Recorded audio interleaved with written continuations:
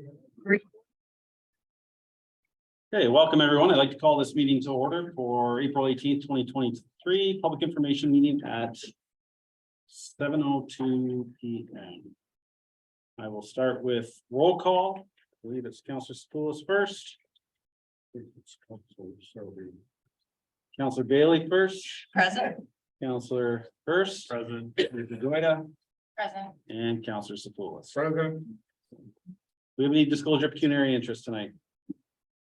No, see none. All right, so I will just do a little preamble for individuals that attended our public information meeting about this topic. Decorum is important. Please do not interrupt from the gallery when individuals are speaking from this mic, as well as the consultant. Out of respect for the people that have been called upon to speak their opinions. I'll just leave it at that. And I already mentioned about the cell phones, the OWL cameras in operation today. So these cameras here, they activate on sound. So if you squeak your chair, you bump your chair, it may turn and focus on your likeness, and it'll be the center of the Zoom meeting for all the world to see. All right, so now I have this big preamble to read, and then we'll get started. The purpose of this public meeting is to inform and provide the public with the opportunity to ask questions or to express views with respect to a development proposal. Councilors are here to observe and listen to your comments. However, they will not make any decisions this evening. Township requests that you please notify by email planning@planning@puslinch.ca or by phone at 519-763-1226 extension 4 if you wish to be on record and like to be notified of future hearings and decisions regarding this application.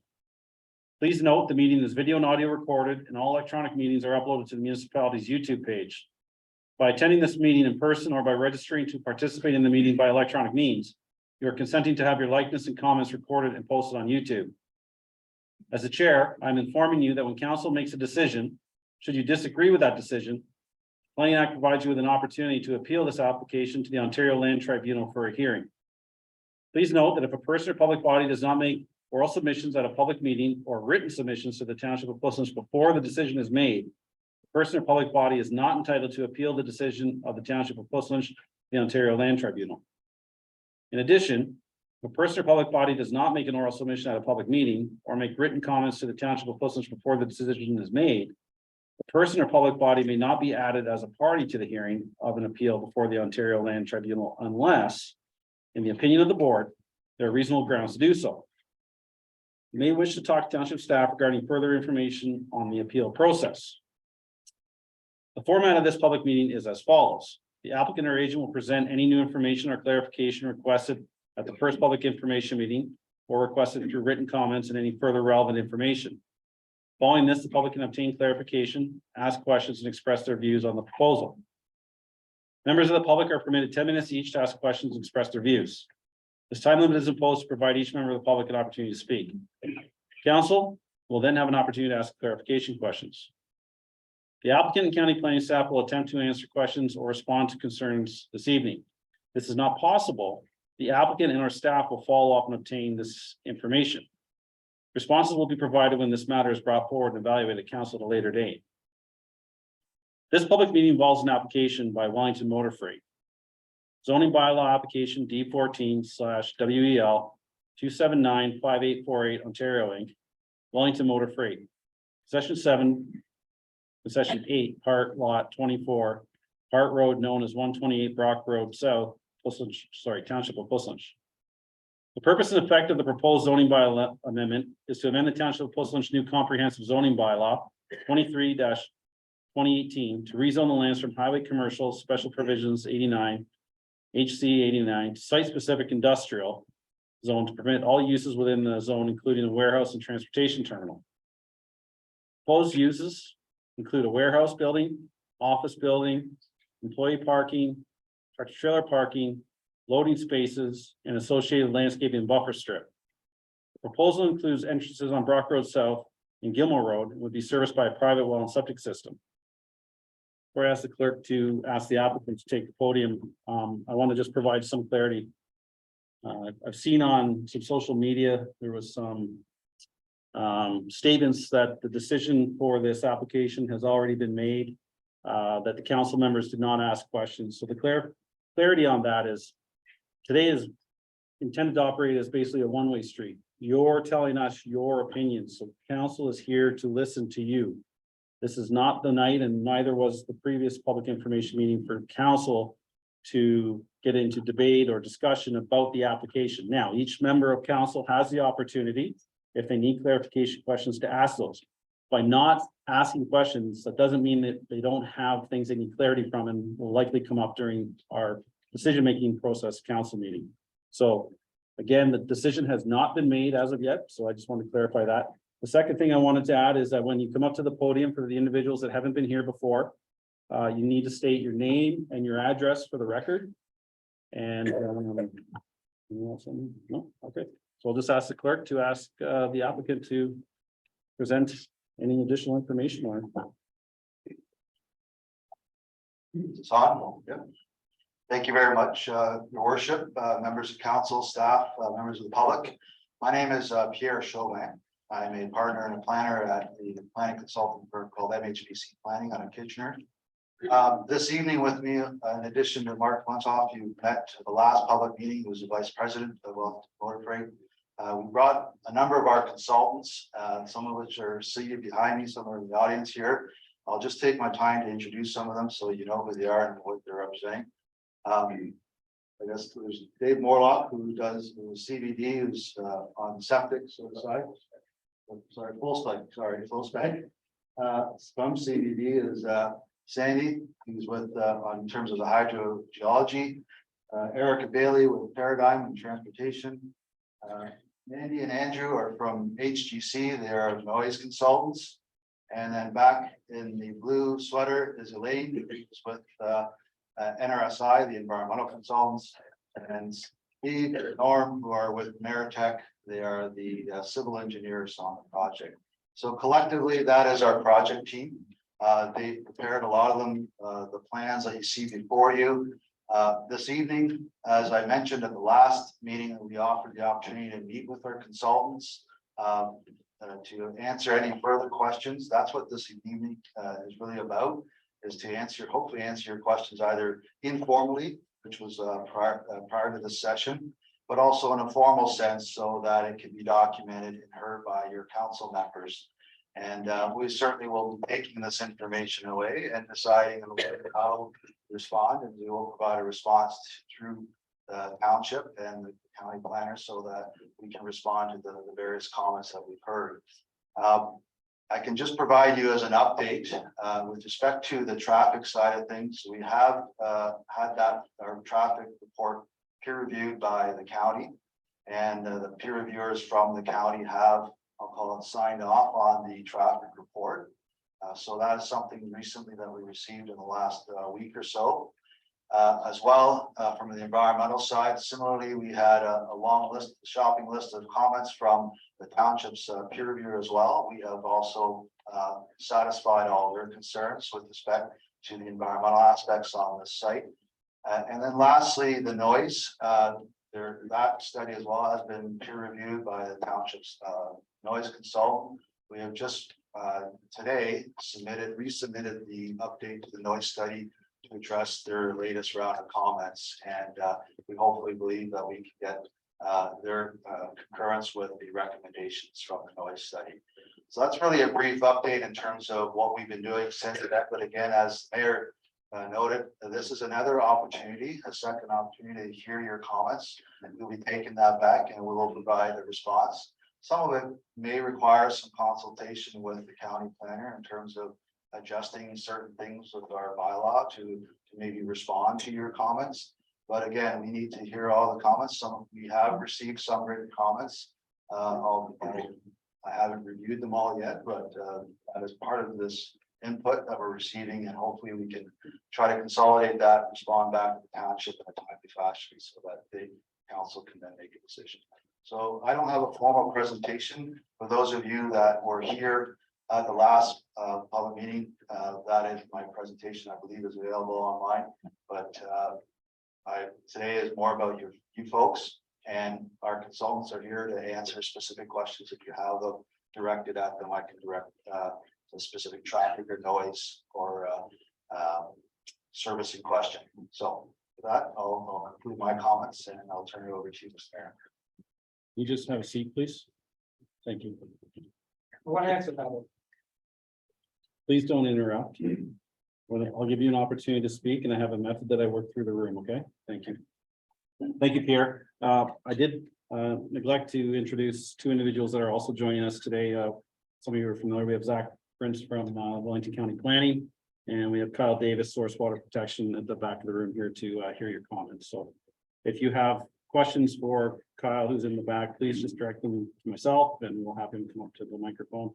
Here, I would request the same if the question's directed to your consultant, please just, if you can, come up to the microphone there to answer the question. It may slow things down, but just it's in the interest of everybody being able to hear. So I'm going to work similarly to the last time, from left to right. We'll go through the front row and we'll work our way back. So I don't remember everybody's name, so we can start up here in the I corner. wouldn't expect you, but I believe there's a presentation first. There is a presentation. Who's? Unless I don't lose my opportunity, it's a good presentation. Is it the same? It was. I do chairs. Okay, that's fine. If you want to do your presentation, then Process questions. We don't know if we're presenting. Can we ask questions of the applicants and the consultants in real time, or do we just record the questions? the individual at the podium may ask the consultants. I suggest directing your questions to Pierre. Yeah. Then Pierre will have a better idea who's best to answer the question. So name, address. Got it. The floor is yours. My name is Alistair McCluskey at 101 Aberfoyle Mill Crescent. It's hot in here, I'm in dry already. I'm gonna, At the last meeting, you challenged our voices and our hearing, and now it's the visual component that's being challenged. So, this presentation has got a lot of material in it. Can we put it on screen on the full screen. full screen, please? It's got a lot of material. We're not going to go through it all. We're going to hit the highlights. Fortunately, that's the best it can do right now. So That's it. Yeah. Okay. Thank you for the opportunity again to come back and have a second meeting. I know this is unusual to have a second discussion. I think it was enough of the first one that sort of spurred this on, so that's great. Also want to compliment staff and also you yourself and counselors. There's a lot of information out there. There's 500 pages or something, and I lost count. But it's a lot of information to go through, and it's a lot of information to juggle. So I compliment you on the process of doing that. And hopefully some of the information that we give today will allow you to ask the questions that you need to ask or would like you to ask before this application is approved.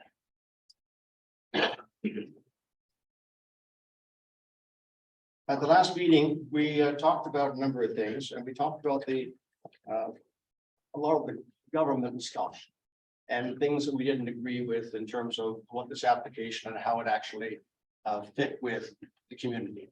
We're not going to do that again. This time, we're going to talk about the consultant reports themselves. I'm looking for the omissions in it and some of the assumptions that we're questioning. And I don't know how we're going to do this because as there's lots of questions and we're not going to ask them one at a time. So maybe we'll take it away. And but on mass, we'll have to try to figure out how to turn that around and make sure it's answered. It's very dry here.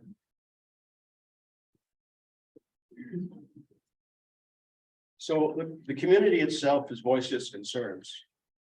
And we've gone through a number of communities. We've gone through Village of Aberfoyle, Morriston, Fox Run, Bridle Path, Mindy Lakes, Gilmore Road residents, and we've gone through all of Aberfoyle Mill Crescent. And we put together a number of things. We put together a couple of petitions, an electronic one online with a website. And we know that municipalities don't like third-party apps, petitions, and quite often they're not accepted. So we put a second one together, which was a door-to-door petition, and some of it you saw out the front today. In the first one, we had 223 registered petitions against the application. In the paper edition, we had 177, and there's more being added all the time. So I think from a community perspective, it's certainly telling you that there's some direct opposition from a large number of constituents. We also have done a number of things, wrote a lot of letters, which we're hoping of getting to the consultant so that they can see what our issues are, and then trying to get back with answers. Some of them are reflected in the peer reviews and the redone traffic studies and noise studies, but there hasn't been any direct impact or any direct discussion with anyone about what's in the letters and or what the resolution might be. At what time does that happen? I need to understand that. There was about 11 articles that have appeared. Here. Okay, that's a change. I'm half deaf as well. But there's about 11 articles that appeared in newspapers, whether it be Wellington Advertiser, whether it be Push Lynch, whether it be Aurora Fergus, whether it be Guelph, and those are a list of them there. And the letters, and that sort of reflects a number of the letters that you've already got on file as well. So I think the public is certainly seeing that there's concern about the applications, concern about the zoning. And I think there's a desire to see what the outcome will be from all the issues we're bringing forward. So I'm going to go through a number of pieces, and it'll be probably the boring part of it. Lisa is going to take you through a part on the transportation component, and then we'll take a look at septic and noise, if that's okay with you. And we'll keep it to the 10 minutes if possible, maybe those chunks.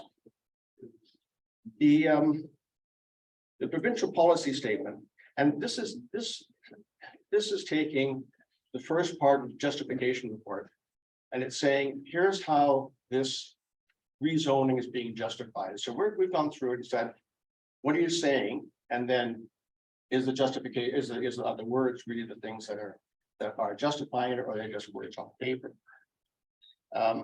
It's in the justification report, it says I guess, and we're comparing it to the provincial policy statement. It's saying that the development will diversify the economic base of the community or the county. And it promotes a scale and type of development appropriate to the neighborhood that will utilize existing infrastructure where possible and support the safe movement of people. Well, the PPS, or the provincial policy statement, is talking about a healthy, livable, and safe community by promoting efficient development of land use patterns. So our opinion, it's exactly the opposite of that. It won't be diversifying the community. It'll be actually adding to the hub, the transportation hub that is already developed, is already developing. So we disagree with that component. The attempts at rezoning amendment within the PPS is a lot of word salad, and it's trying to take the PPS and apply it to the application and say it's justifying the application based on the words from the PPS. And I think that's a backwards way of doing it. The grand scale of health, water, pollution is really not appropriate with the residential neighborhood, although it's suggested in justification that it is. And the safe movement of people focuses on the Wellington Motor Freight employees and what's required for rezoning, and it really isn't talking to the safety of the community. One of the questions that was asked, and this is what was good about this piece, was in the traffic study, where is it that talks about safety? And the traffic study, and we were told, and correct me if I'm wrong, we were told that the safety component was not requested. So there was no safety part of the consultant reviews. And if we're talking about the safety of the community, that should certainly be part. In the introduction section, it's saying that generally the proposed development is similar to existing and planned land uses in the immediate area. Well, the development is between industrial and residential, and the buffer that was there for a purpose. So it's not really similar to existing in the area. It's similar to the industrial component. It's not similar to the residential, which is right across the street. It says that on the north side, Gilmore Road abuts the lands to the north. On the opposite side of Gilmore Road is the hamlet of Aberfoyle and a small residential subdivision. Past the residential development is open space and the Mini Lakes community. To mention that Aberfoyle, Meadows of Aberfoyle is a small subdivision is a little bit understating things. It is the largest density along the Mini Lakes in the county. So. County, certainly in Aberfoyle. So, I mean, it just seems to undermine the fact that there's a large residential community right across the street. On the west. On the opposite side of Brock Street South is industrial and aggregate land uses. Absolutely true, but there's no mention. That Blue Trident water bottling plant is across the road, one of the country's biggest taxpayer, county's biggest taxpayers.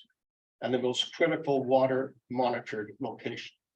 And there's no mention of that at all. So hopefully on this, that the Blue Trident concerns and issues are being addressed at the same time, because it affects all of us, not only around here, but wherever the water does end up. The proposed development. It's expected the new facility will have 100 employees in the office and warehouse, 50 drivers, so it's 150, one shift, 7 to 4:30 for the warehouse workers, and then 8 to 5 for the office workers, 30 trucks per day. The number of employees, traffic and noise studies account for 106 to 108 total trips. But they don't show the impact of 150 people. Unless they're flying in somehow, how do you get 108 trips with 150 people? And the proposed development, that doesn't account for any growth with parking of 170 people. Plus visitors and customers coming in. The trucks coming and going is inconsistent across the consultant reports, 30 trucks. In the traffic study, it talks to 5 to 6 trucks at a busy hour, while the noise study identifies 23 in the busy hour. Hours of operation, all studies ignore the fact or say that there's no night operation. Except in the noise study, it indicates some night activity. Wellington Motor Freight representative declared in the February 14th planning meeting that he would not want to be restricted of the opportunity by any bylaw to make money through the night. So we actually need to understand what the intention is, what the requirement is during night, and we have an idea of the noise study, but we don't have a good handle on it. Business forecasting and growth. The verbal presentation by Wellington Motor Freight said growth was from 30 million to 112 million. And I know you were pulling numbers and trying to figure that out, and it was an interesting process. But how can you accomplish a growth of 30 to 112 without additional manpower, traffic, and hours of operation? I understand brokerage takes a percentage of that, and you can increase that. But how do you do that without that sort of growth? So the growth has not been reflected like that in any of the consultant reports. Wastewater. The proposed leaching bed will be located at the down gradient property boundary. And this will result in a high level of treatment to protect the groundwater receptors in the area. And it includes up to 25 millimeters of rain or water during any event.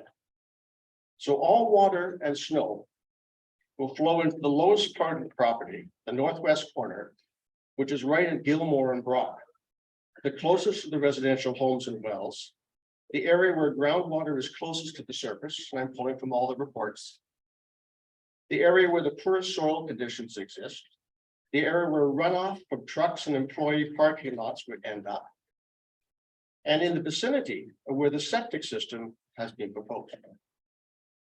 Yet the report suggests that septic water will recharge itself before it will cause any issues.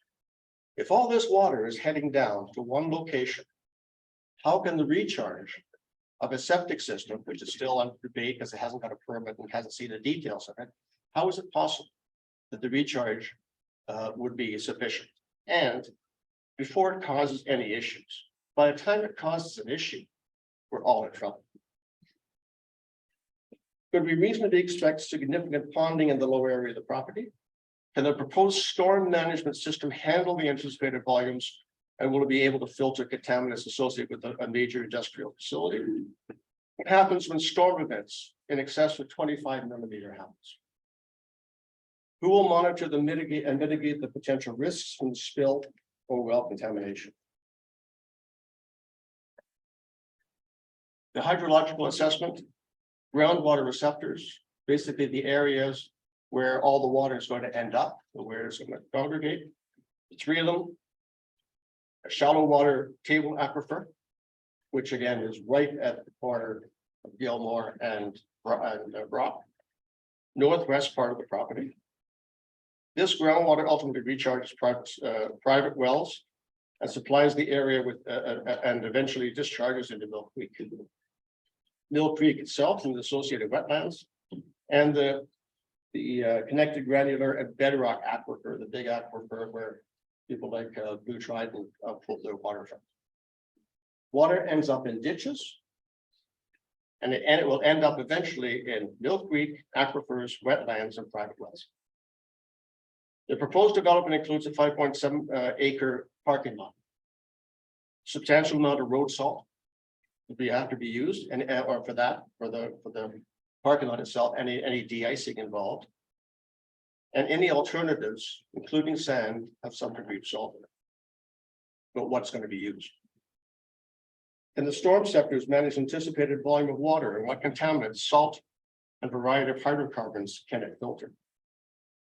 Our understanding is that it would capture primarily oils and solid particles. And again, I'm sure there are different types of storm sectors that handle different things, but I'd like to understand that. The dry facility. There's an existing well on site. And the recommendation is that it will either be protected for a possible well backup. It's in the documentation anyway. What the decision is, I don't know, or it will be decommissioned. And and it's going to be an above average daily take of water, 47 milliliters per minute, sorry. And it's going to be easily attainable from the lower aquifer. So it's saying now that the lower aquifer is going to be used because of volume. And they're saying that's similar to what happens at Blue Trident, Maple Leaf, and on the west on that first well, which is already at the lower aquifer. And then any other disinfectants, hardness, natural stuff is going to be at the tests and studies that are done at the discretion of Wellington Motion. So the report is based on 150 employees. Again, no growth maximum to maximum capacity, no customers, no visitors. Shower and kitchen facilities aren't mentioned, but they are included in the flow spec engineering. So the pole, I don't know how it works, but the water doesn't come up, but it's certainly going into the septic. So if it's in one report, it should be in the other. The potential for above average workday isn't mentioned. There will be some nighttime activity. Wellington Motor Freight would be tapping into the main aquifer. And the report states there will be no net groundwater removal from the property with treated wastewater ultimately returning to the subsurface. And to me, that's without any monitoring. So all the water, 47 liters a minute. I know it's not all day like that. 47 liters a minute will be coming up. It'll be going back exactly where it started off from without any monitoring. Comparisons are made with Blue Trident and Maple Leaf, which have permits to take water. And if that's the appropriate comparison, then the same rules should apply to Wellington as it does to people that are comparing themselves to. A geotechnical evaluation, and you'll be glad to hear that. I think that's my last slide. The pavement drainage systems, the groundwater itself fluctuates and it's seasonal, and it's higher in the during major weather activities and events, and it's higher elevations during the winter and summer and spring seasons. It's recommended to implement a drainage system within the asphalt paved area and the trailers and the trailer storage to promote the longevity and integrity of the pavement structure. And it's also making sure that the final pavement surfaces are graded to run off away from buildings and sidewalks and other pertinent structures. So groundwater testing was done in November. I think it was done prior to, but I think the report was in November, not the wettest month. TP5, which is the closest drainage to the closest test site near the drainage ditch in the northwest corner, had the shallowest groundwater test. And apart from storm scepters, there seemed to be little or no filtering of polluted runoff from the truck parking area before it flows into catch basins and into the northwest end of the site, closest to residents, wells, and shallow table aquifer. All considerations is given in the piece I read at the top there to protecting Wellington Motor Freight facilities, but there's no mention of adding stormwater retention ponds or anything to mitigate issues and protecting the surrounding community. So I'll turn it over to Lisa and she'll take you through the traffic. You'd be able to do me a favor? See that little black speaker on, yes, could you turn it towards the audience? Like that, perfect. Okay.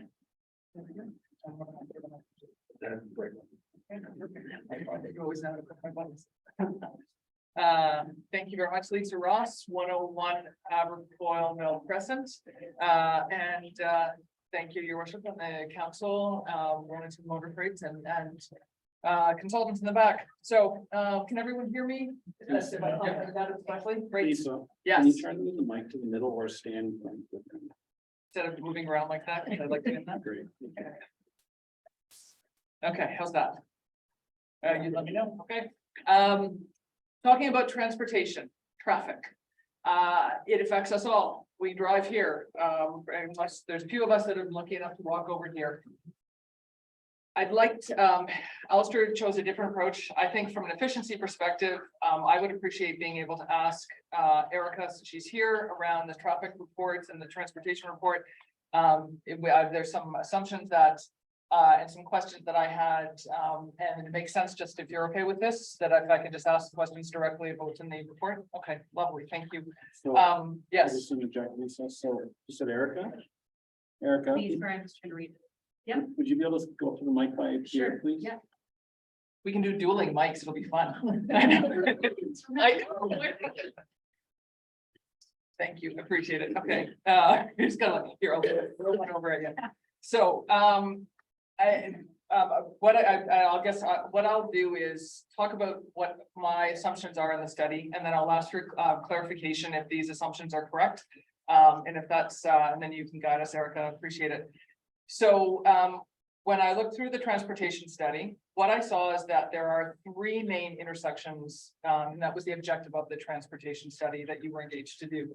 Brock Road South, so Wellington Road 46 in Gilmore, the roundabout, Brock Road South at McLean at the signal, and the proposed access connections to Brock Road and Gilmore Road.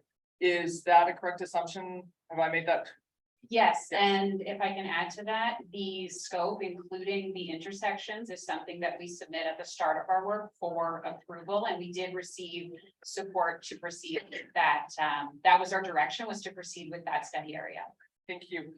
So what I do not believe is included, so we'll look for your, we'll go through this, that based on the intersections and the scope that was defined, you did not do any assessments on the traffic impacts on Gilmore Road going east. So the employees, if anyone would turn right versus turning left, not the employee. That's correct. We didn't evaluate an intersection to the east of the driveway the proposed connection on Gilmore. And is that because it was not included in scope? That's correct. We assume a scope, we review it with staff, and that was what we produced in our report was what was agreed upon.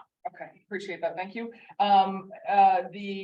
We understand, there was a lot of discussion around, and Wellington Motor Freight even said, like, you know, if we're not wanted here, and there's been lots of discussions around, well, what about the Schneider property?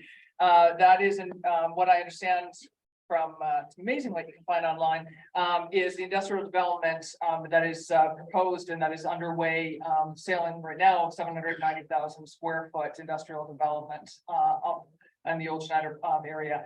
Was that, impact from that traffic, whether it be trucks and employees and visitors, included in the impacts to the traffic at this point? And you might know this better than me. What's the, because I'll know it better by the address. It is 7475 McLean Road. Can I look at my notes? Or do you know if it's listed in my report? Well, I happen to, I do know that.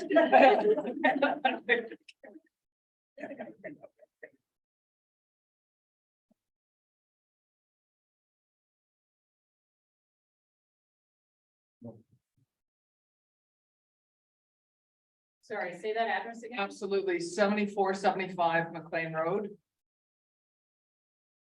Also 7504 McLean Road, is it the same property? No, No, okay, Okay. then that would be.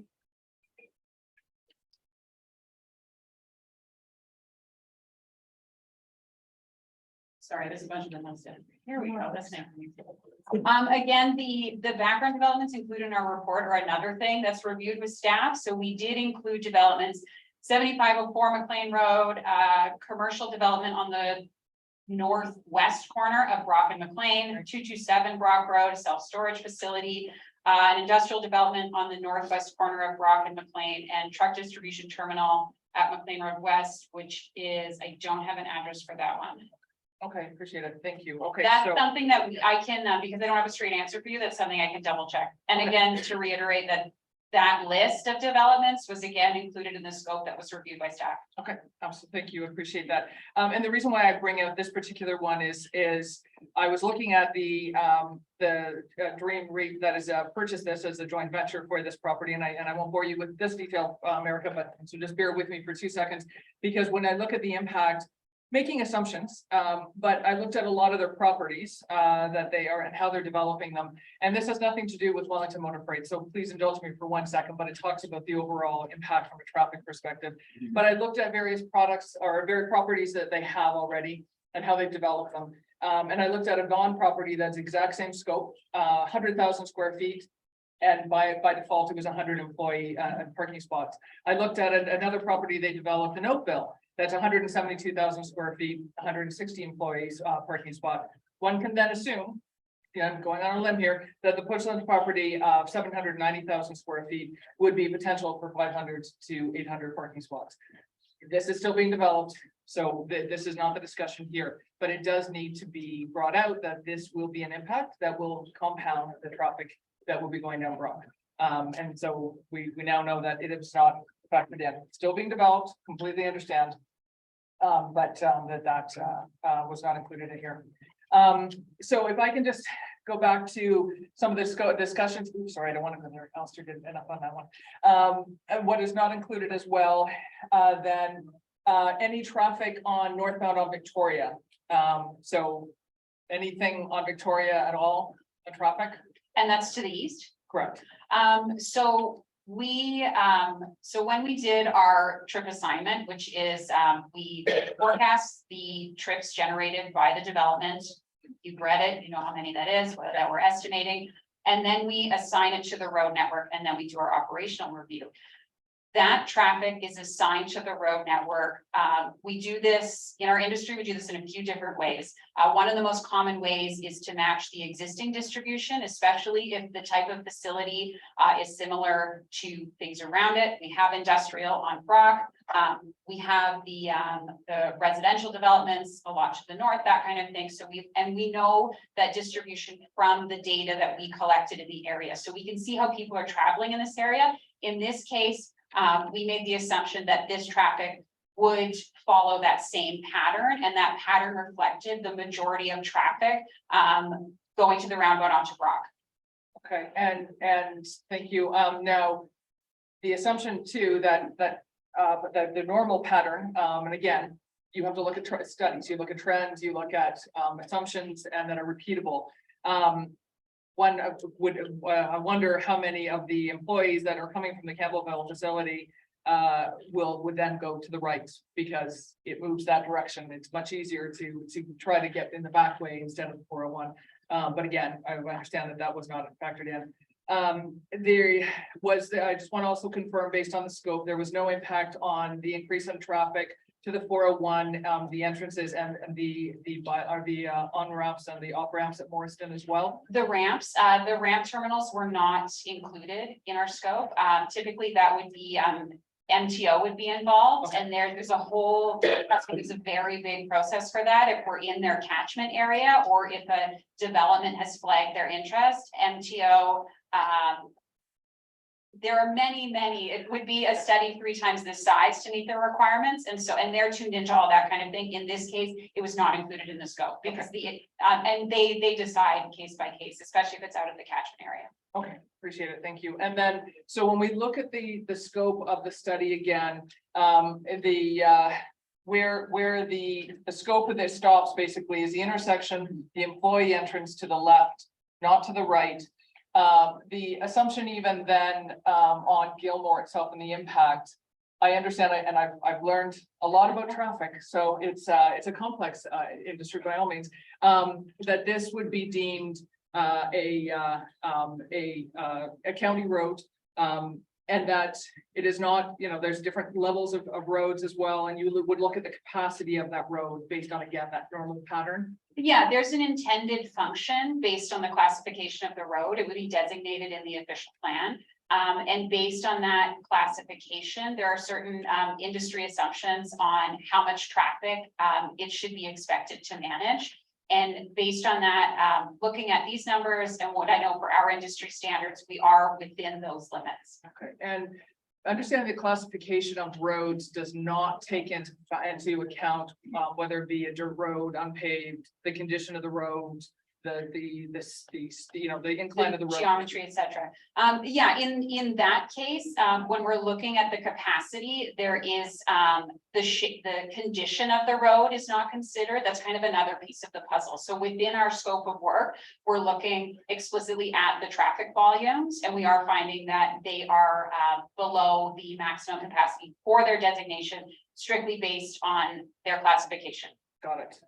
Okay. See all these things I'm learning about traffic. I I have no idea. mean, I know, there's I so know. much. There is so much, Yeah. and it's very small print. Yes, thank goodness we can all zoom in. As well, I believe when I look at the trip generation in that very little box that if anyone could read, kudos that the peak was, and I'm just gonna read through, make sure that I don't say anything incorrectly, 108, and that an AM peak hours and 112 PM being a peak hour. Yeah. And so that feels again a little incongruent with 170 parking spots. My question, I guess, to you would be, that was the number that was given us, the assessment of the hour or the So- cars, or how does that work? Sure, so to explain, we'll have a class on trip generation here. Yeah. That's okay, I'm the person for the job. So the way we forecast trip generation, there's industry standard rates that we use that are published by the Institute for Transportation Engineers. It's based on data collected across North America. Again, what we do as engineers, there's different ways of doing things. That's one of the most popular ways of doing things. Another way of doing things could be, for example, based on data provided by the client, or if we're doing a project for Amazon, they will tell us how many employees, like that kind of thing. So in this case, we did use the published rates. It's very common practice. It's industry standard, accepted. And in this case, we forecast based on the size of the development. You can also forecast based on the number of employees. It just depends on what's kind of there's rates, etc. I'll spare you the math. And so based on that, it gives us an estimated trip generation for the AM peak hour and the PM peak hour. The reason we look at those 2 hours is because they are, again, industry standard. Considered the 2 busiest hours of the day. To look at any other of the day, the assumption would be that we wouldn't really know what the problems are because there would be less traffic. So we look at those 2 peak hours, and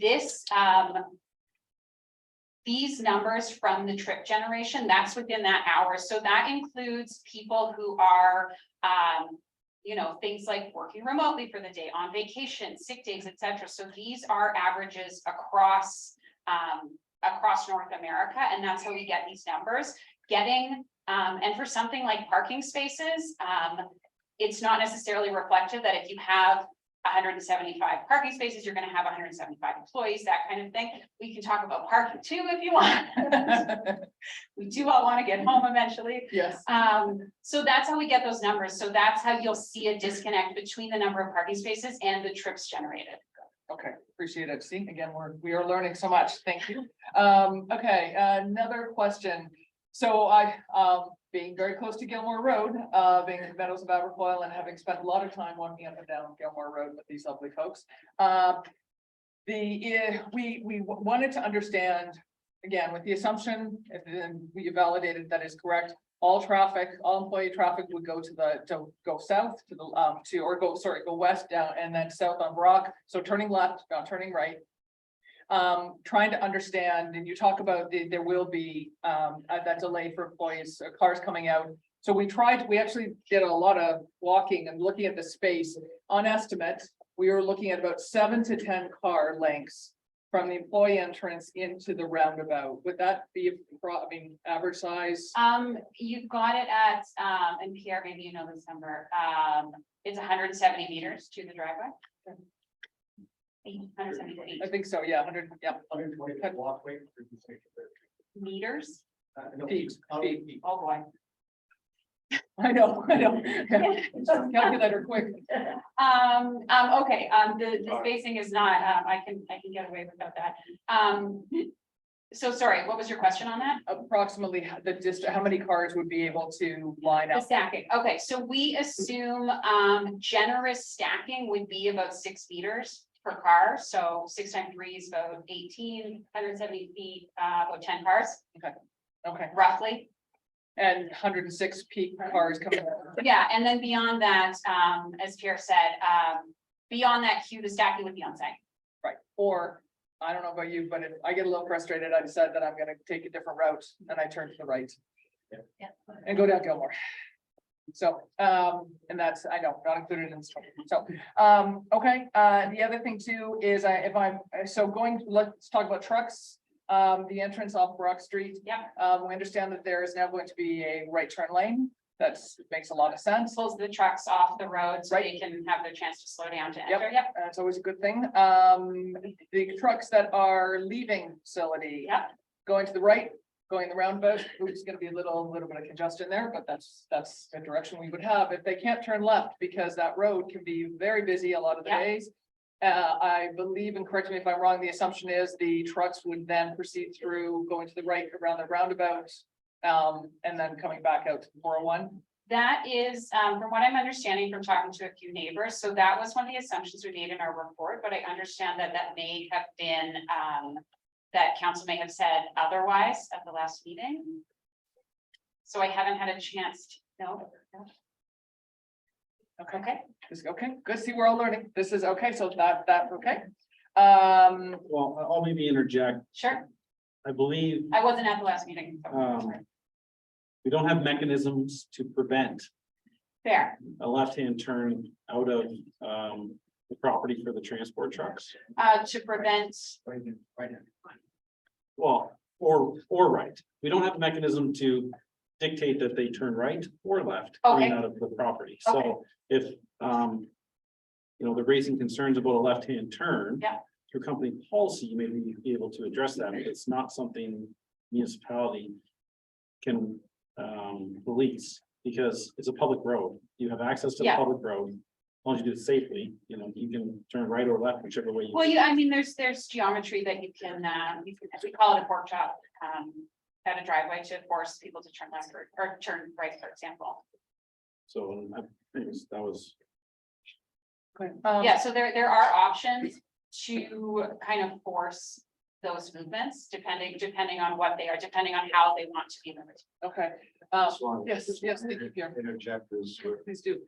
gotta talk to my client here before making commitments. Obviously talking to Erica to make sure it works, but one option is to. Erica calls it a pork chop, will be design the input, so it's simply a right in. Or a left out, so it forces people to turn left and not right. So there's a triangular shaped median. Yeah. In the middle of the. So that's something that we will consider and see if that is an option to prevent that concern of people going that direction. Now. People are creatures of habit. I can't control if people can do things illegally. But ideally, if it's designed properly, that's We will look at that. Interesting, thank you. One other quick question, the capacity of the roundabout. Last session, one of my neighbors lovingly refers to the roundabout as the little, Russian roulette, as when sometimes you get in there. Thank you. It really see a big difference if you actually talk to the mic. Yes. My neighbor refers to the roundabout as a Russian roulette.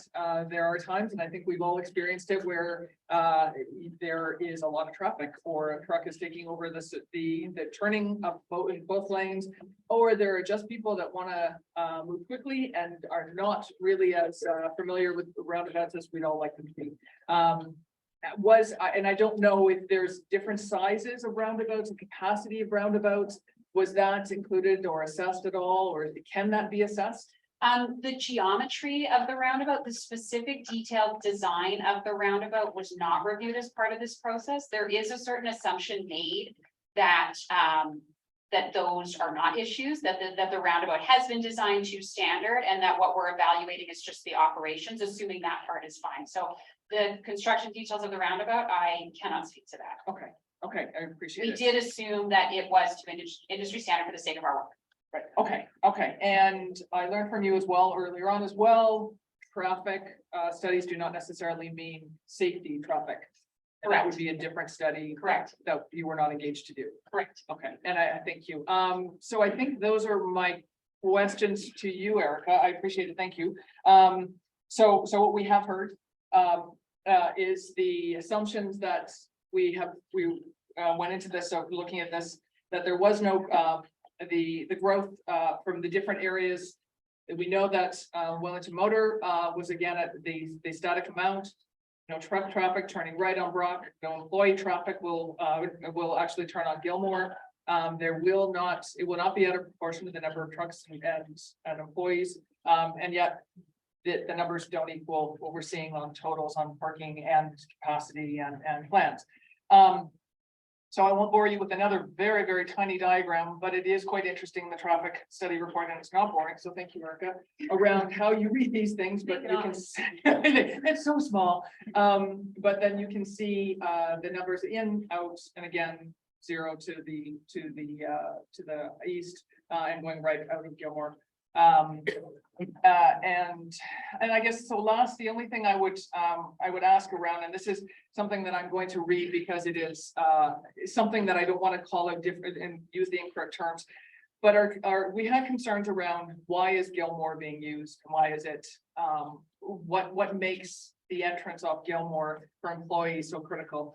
And we understand section 9.8.1, in areas designated industrial or commercial, a maximum of 1 driveway per commercial or industrial access is permitted for each existing property with up to 100 meters of frontage along the county road where access is acceptable. And so only 1 access point will be provided to this development, traffic impact study with the terms of reference. But what we don't understand is we are understanding that, or we don't understand what we're not understanding. This is a policy.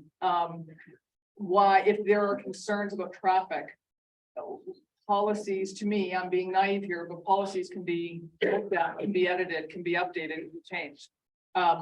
Do not understand the scope is defined by any study. So I appreciate, Erica, you helping us through what the scope is and where the gaps are. But we know Gilmore was not included in the traffic study. There is no data to refer to if this is actually going to be sufficient.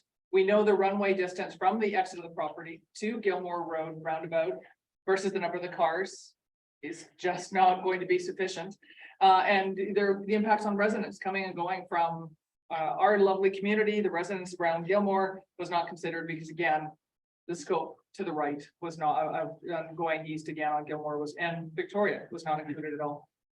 So we understand there is a special provision 89, and I'm very glad that you guys have to work on these things, not us, because it's very, gets tricky with the words, but this doesn't make sense. If this is something that is a policy, I would ask, why is this being assumed that this would be sufficient as well? So I would ask council to, and the county, to also think about that and to look at, looking at a different way, to solve this. We have problems on the traffic. And this is just going to make it that much worse. So May I I- appreciate can I- that. Yes, absolutely, Erica. Thank you. I have a question. Okay, good deal. Okay. So regarding the neighborhood traffic, so that traffic would have been captured in our data collection at the roundabout. Yeah. Looking at, I know there's a lot of concern for the traffic on Gilmore. You're talking about, people, you know, kind of regardless of what we're assuming, you're saying people are gonna turn right to go east.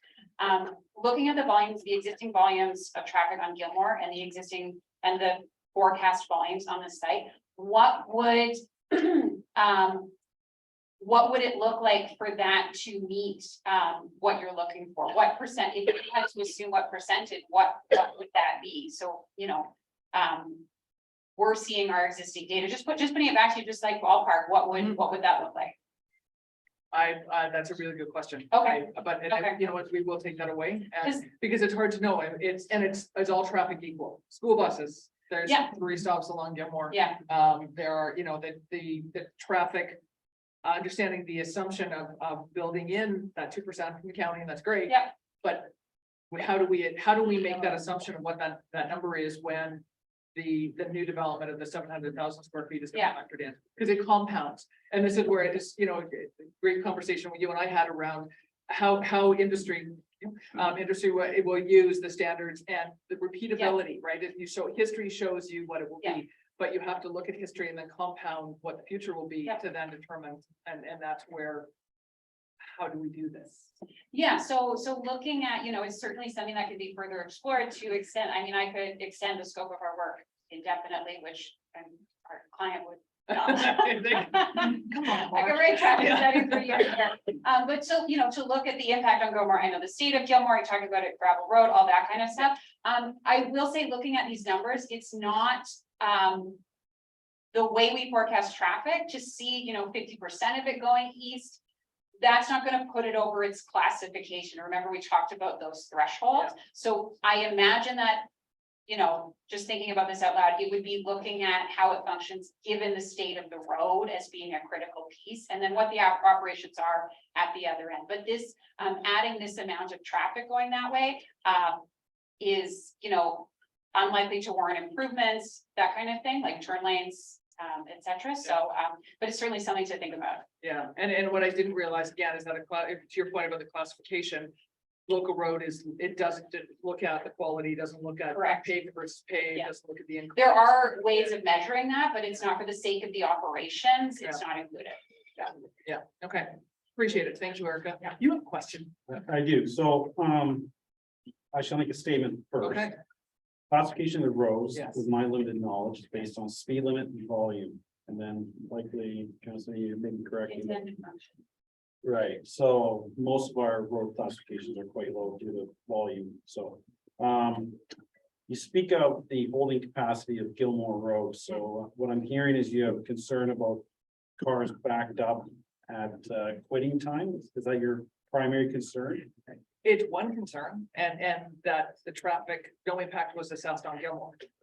By Okay. default, if you're waiting, I So, don't know about you, but I get a patient. okay, so question to you then, Goes, "Okay." would not permitting cars to go right, so then there isn't a backup be advantageous to limit your time stuck at the roundabout? Then it's gonna impact car pollution, cars sitting there waiting, and there's going to be noise, there's going to be. So I'm gonna, that's fine, I'm gonna ask the consultant, no, I'm gonna have you bring it back to council. I'd like you to, in your report, when you bring it back to council, indicate the impact on the residents, if you can, from the time the car leaves their property till it's past the subdivision. I'm not exactly sure how long they'll be on the road and the impact to them, whether it be, can you determine that? So how Sorry, many- can you clarify? So, for sorry, Lisa. people, So what I'm trying to get at is, I see a concern with cars being backed up in front of the homes that are existing on Gilmore Along from the Gilmore, driveway down. from the roundabout, you mean? Right, Okay. because they're not gonna have access to their property if there's 10 cars packed up there, but. You mean so that- just- I'm just. Sorry, your mic's not very loud. So what I wanna know Yes, is if the car leaves your driveway, how long it impacts that subdivision? So does it take 30 seconds to get past their property boundary? Does it take 10 seconds so they're turning left to the roundabout. if they go right? If they go right, Yes, because I Okay. don't think it's a great scenario if we have 10 cars backed up at Gilmore. Blocking driveways of existing homes, yes, and I want to know the impact if. For some reason, people start going right, yes, so I want to know how long those cars are on that road passing that. it's free subdivision. flow traffic. Right.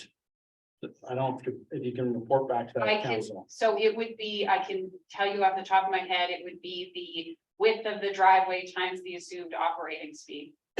Would give you the amount of time that, You can report back. sure, we're not doing that. I just want to know the impacts if, Yeah, okay, if cars start turning right, because A, it's an inconvenience to go left, okay, and the impacts on these people that live up on. Gilmore Road. understood, okay, So before you go anywhere, hold on one second. Okay, absolutely. The other gentleman made some statements that I felt were questions. I'm not sure if any of the consultants took notes or have answers from your presentation.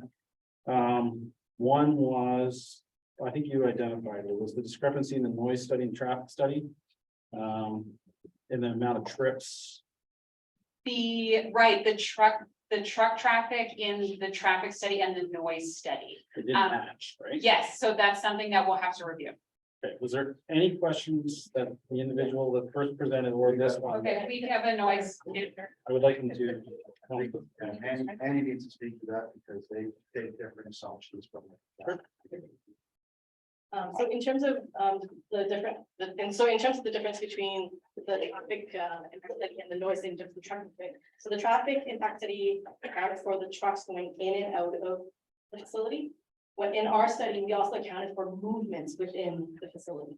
So not just the 5 or 6 trucks going in, but assuming you know, a tractor coming in, they drop off a trailer, they might move and go to the parking lot. That actually accounts for 2-3 movements. And in our study, that is considered worst case. So we've assumed additional movements within the parking and loading area. And that's why there's the number between 5 and 6 and 23 in our study. Okay, that helps. Is there any other questions you have? Not a question, but I just want to say that our concern is not just about our access into Meadows Aberfoyle. It's about Gilmore, it's about access on the roundabout, it's about our community. So I'm not just speaking on behalf of my home, I'm speaking on behalf of my community. Was there parts of your presentation that you had questions for the noise consultant? Yeah. Cam will get to some of them. Some of them are, Maybe I'll ask you to come back up because you two have the microphone first. Yeah. So if you can ask them, and we may alleviate some duplication. okay. Cam is gonna talk about the. Thank you. Against, he's gonna talk about the noise study and. Okay, well, then if you want to focus on traffic, I thought you had 2 or 3 points or Yeah, questions. it was more that's right, it was the inconsistencies of the numbers on the traffic numbers. Is what I was getting, so I've got an answer to that. The question I have, I mean, it's hard to compare. Because you've got total number of trucks per day, and now you're talking busy hours. So how many is that equal to a day? I don't know, so it's just the inconsistency study that I was pointing out. Yeah, on the traffic side. Okay, thank you. Is there anything from the consultants, because there was a bunch of questions that any notes you want to clarify anything before I move on to the next member of the audience? Al? Okay, Pierre, anything? I do want to clarify, there was a question about the existing well, whether we're going to use it, that will be decommissioned, so it's not going to be used. What is the process? In accordance with provincial standards to properly decondition the well. That's what we got by the I will. Yeah. Okay. And by the way, I forgot to say thank you, Erica, appreciate your time and the time and help. Right, just, I may have to say your name and address again. I will. My name is Cam McConnell, 97 Aberfoyle Mill Crescent. I brought the wrong glasses. Oh dear. I have one question just right off the top about the orientation of the property on the site. And this is a no-brainer, I think, but is there a reason why the loading docks are all aimed right at us as opposed to Maple Leaf orienting the loading docks at 90 degrees the other direction? You can't hear that? Yeah. Okay, sorry. The question was why we are directing all the loading docks to the residents as opposed to reorienting to the other side. It's a great question and largely part deals with the site grading on the site, and it made more sense to work with the grades on the site. And by doing that, and having the box on that side, it made more sense. I could probably turn it over to Steve Header and our engineer to explain that a lot better than I can, but that's in a nutshell why it was oriented that Is way. it inconceivable? That it could be reoriented so that the docks weren't facing the resident. I believe it is. We've had a tremendous amount of costs, walls. And the other aspect of it is directing the entrance opposite the Triton entrance, so that otherwise, if we had the trucks further south, but the entrance further south, we'd have offset entrances, which is not a good thing from a traffic perspective. I meant really just bringing the building over. You're very narrow in that corner where the loading docks are. It's actually really difficult to handle the truck in that narrow, it's a little choke point. What I was saying is just move the building over and put the docks on the other side where you'd have a lot more room. But I don't understand why that wouldn't be considered, since it's sort of an obvious thing. It can't be considered. You've considered it already. What would you say?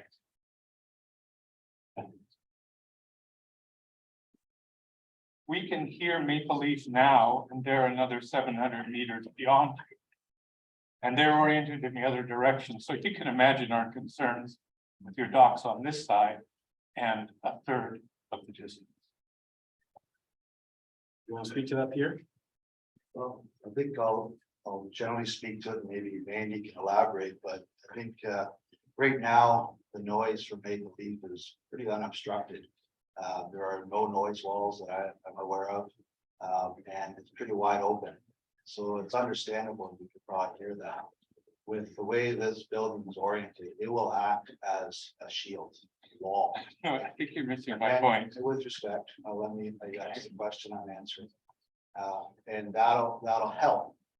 On top of that, we have our own wall, which will help, which is intended to mitigate to Mr. Stanley's harms that we're supposed to mitigate to. So our concern is not you mitigating Maple Leaf's noise. Our concern is the orientation of your buildings and its noise impact on us.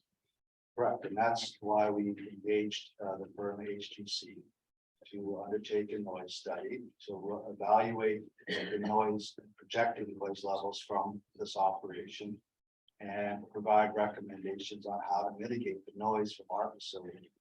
And that's what they've done, and they've made recommendations, and it's built into the site plan and the grading plans that are before you, back of the room.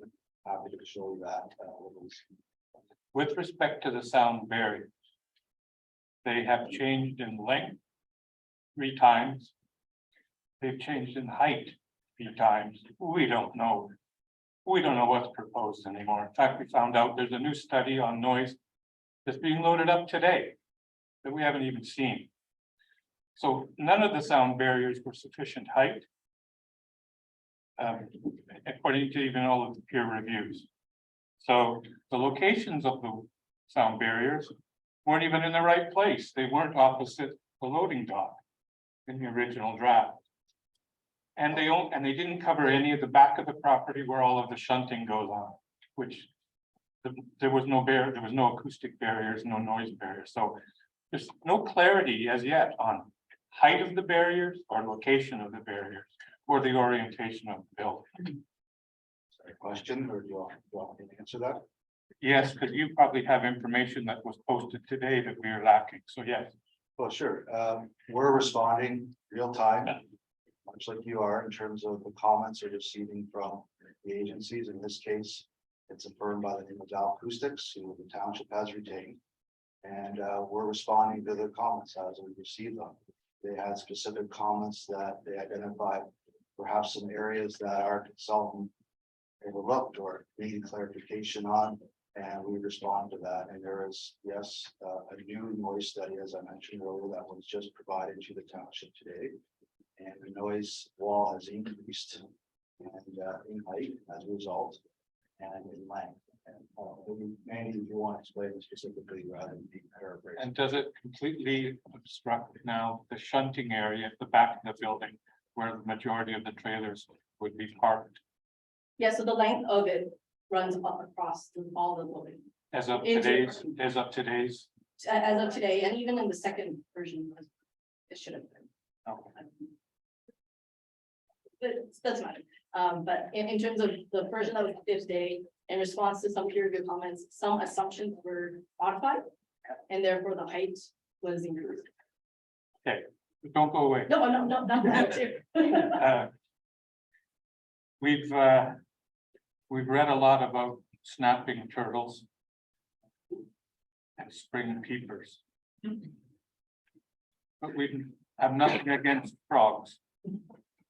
But it's the peepers, not the peepers, that we're concerned about. According to the National Society of Engineering, noise pollution chips away at public health, interfering with our immune system. Our sleep. It impacts our stress hormone and contributes to cardiovascular maladies. If annoyance is any level of indication, backup beepers may be one of the most harmful noises, according to the National Academy of Engineering.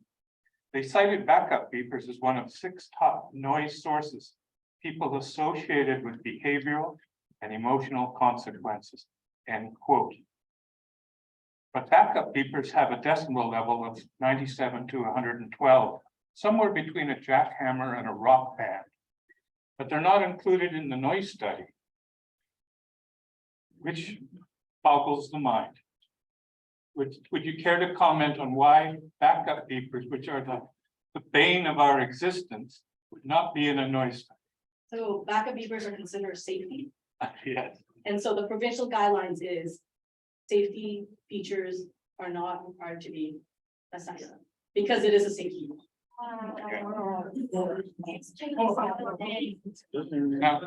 Now I did know the answer to that because I called Bell Acoustics today. And I say, so what? You can't mitigate beepers at the source. But my point is, the way you mitigate beepers is by having a big buffer of land between the truck and the residents, which is why we're here.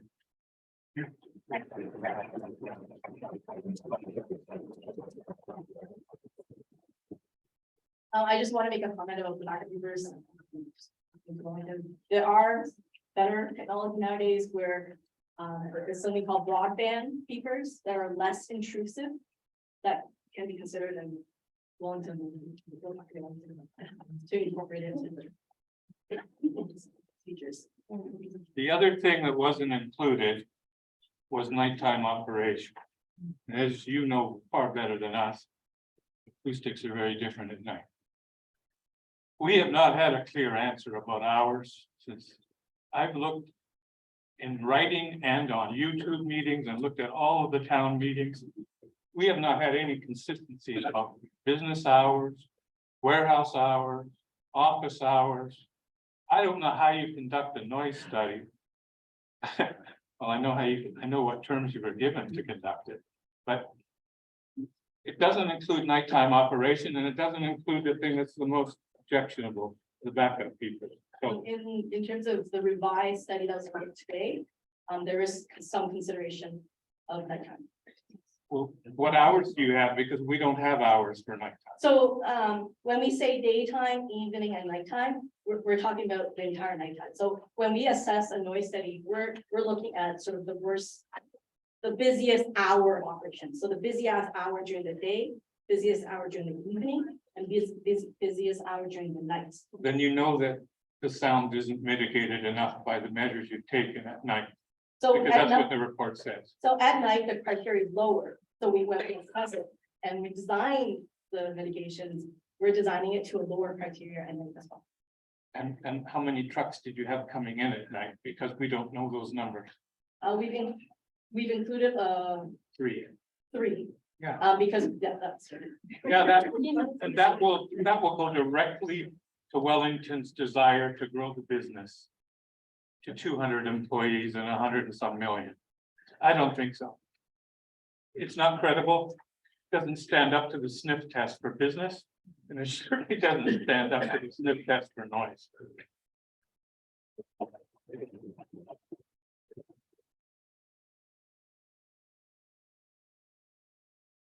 Then Banks made a very good comment about there should be a restriction to prevent the existing and future operations at the facility from occurring during the evening and at night. Councillor Sepulveda said about the same thing. But the response from the applicant was, well, we want to make as much money as we can and run at night. So I don't know what studies you're doing for noise or what you're building your business on, but they're completely inconsistent. Sure. I don't think I was quoted 100% accurate there. I have the quote. That's exactly what I said. I have the quote. We can tell you the minute. Just let Mark answer. Hey, it doesn't not, thank you first of all for everybody coming. I'm, for those who didn't meet me last time, I'm Mark from Wellington. As I said last time, they come here to be the enemy. We thought this would be warmly received. We're a company that's been in Portsmouth, we're just down the road, and all of us ownership lives here, and we're as proud of being in Portsmouth as you are. We thought we were gonna build something beautiful. You guys would be proud to drive by, but I understand your concerns for sure, and that's why we're here today. I think the counselors, and it's honor for having the second meeting, so you guys have a chance to talk. We brought all of the professionals here that you guys can ask the questions. So in that, when I was asked about that, I was asked what I do the first time I was asked, would I agree to a bylaw not to work at it? I just said, I'm in business. If I had the opportunity, I don't right now.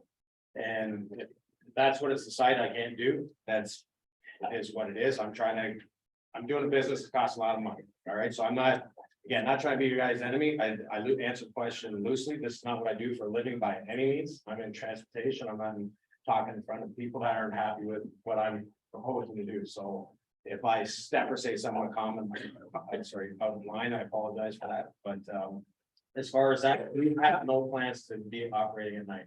We take pride in being like an 8 to 5 facility. We are a brokerage primary, we are in transportation, trucks don't always arrive on time, that's the reality, we all know it. Your packages arrive, it's not from lack of trying, it's because we deal with a lot of conditions. So right now, we do have no plans to be a 24-hour operation. What are your plans and what is the township proposing for a bylaw for hours? I have no plans as far as being open 24 hours. I don't know if the city can speak that they have a plan on the bylaw. I only have your comments, which are, I prefer to go all night. So I'm having trouble reconciling your actual comments with what you're saying now. Okay, if you have the next question. Yeah, so now about water. I would say we have a good relationship with Blue Triton. And they seem to us like a good corporate citizen, and they've been a good neighbor. We've even done trail maintenance with them. They also own property behind our property. We've even repaired a bridge over a trail collaboratively.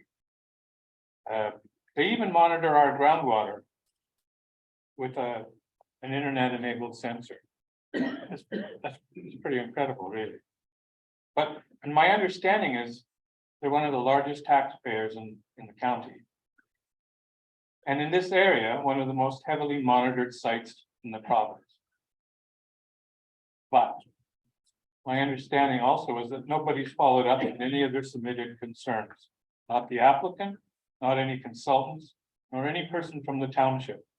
But my question now is this in fact true to date?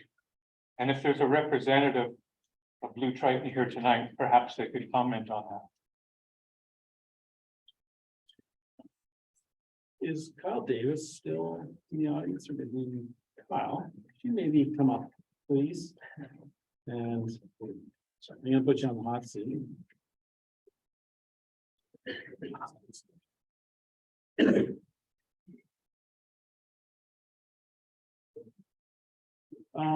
You can go over that, Mike, if you don't mind. What I'm looking for is just You made some. If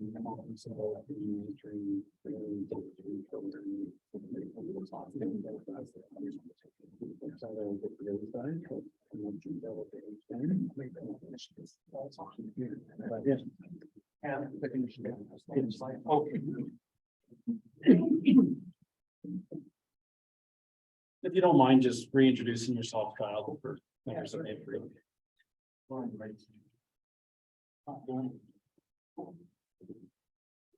Mike on? It'll be close. How's that? Better? Okay.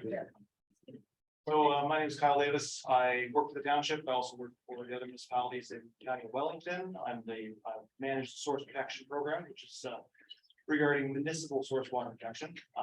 Mayor Seeley's asked me just to touch on some of the comments that we made in regards to this application, conditions that we were looking for. So some of the conditions that we asked for consideration in the either the zoning approval or the site plan approval, depending on where it goes, is the submission of a drinking water threats disclosure report, which would identify chemical handling, liquid fuel handling, as well as winter maintenance. So salt storage, salt application. We also look for liquid fuel handling, storage, and spill response procedure for both construction and facility operation. And I should have mentioned waste was also part of what we were looking for in terms of requirements, along with the disclosure of what activities are actually being proposed for the site. We will also be looking for management plans. So these would be plans to identify how that liquid fuel or chemicals or waste or winter maintenance, road salt is handled and how it's managed.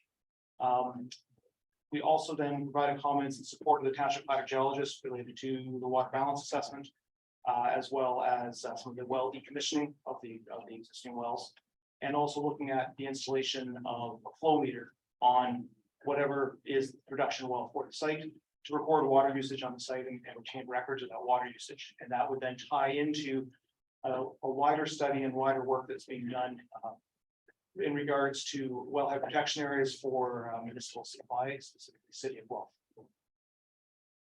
So if you just touch a little more on the monitoring of their well, because currently is proposed it's under 50,000 liters per day. And what's the intent of having this monitoring on that well? Yes, through you, Mayor Seeley, absolutely. So the intent there is, under 50,000 liters a day, so it does not require ministry approval. So the intent of having a flow meter on the well would be to record what the water usage actually is at the site, to determine how much water is being used on a daily basis and overall on an average basis. And that data can then be used in some of the wider watershed or area-wide studies that are done in looking at water usage, and also could be used in conjunction with Triton work and other facilities that do monitoring work. May believe. And if the proposed use exceeded the 50,000 liters per day, what's the timeline that we would be able to, I use this term loosely, catch that? Because that would trigger some changes, which is, zoning, obviously the permit through MECP. So that monitoring, is it monthly, is it weekly, is it? Oh, at this, through you, Mayor Seeley, at this point, we didn't get into those details. That's certainly something that we could provide comments in conjunction with the township hydrogeologist on what the appropriate frequency would be in order to catch that. Because you're right, if the usage does exceed 50,000 liters a day, that triggers not only the need for ministry permit water, but it also has zoning implications in terms of the dry use. So we can certainly provide some more detailed recommendations on what an appropriate frequency would be. Okay, thank you, Kyle. Yeah. No, You, I asked a question. oh, go ahead, Asked a question of Blue Triton. Have they had any of their issues was addressed by anybody? I'll give Andreanne the opportunity to come to the mic when. When I'm done? Yeah. Okay.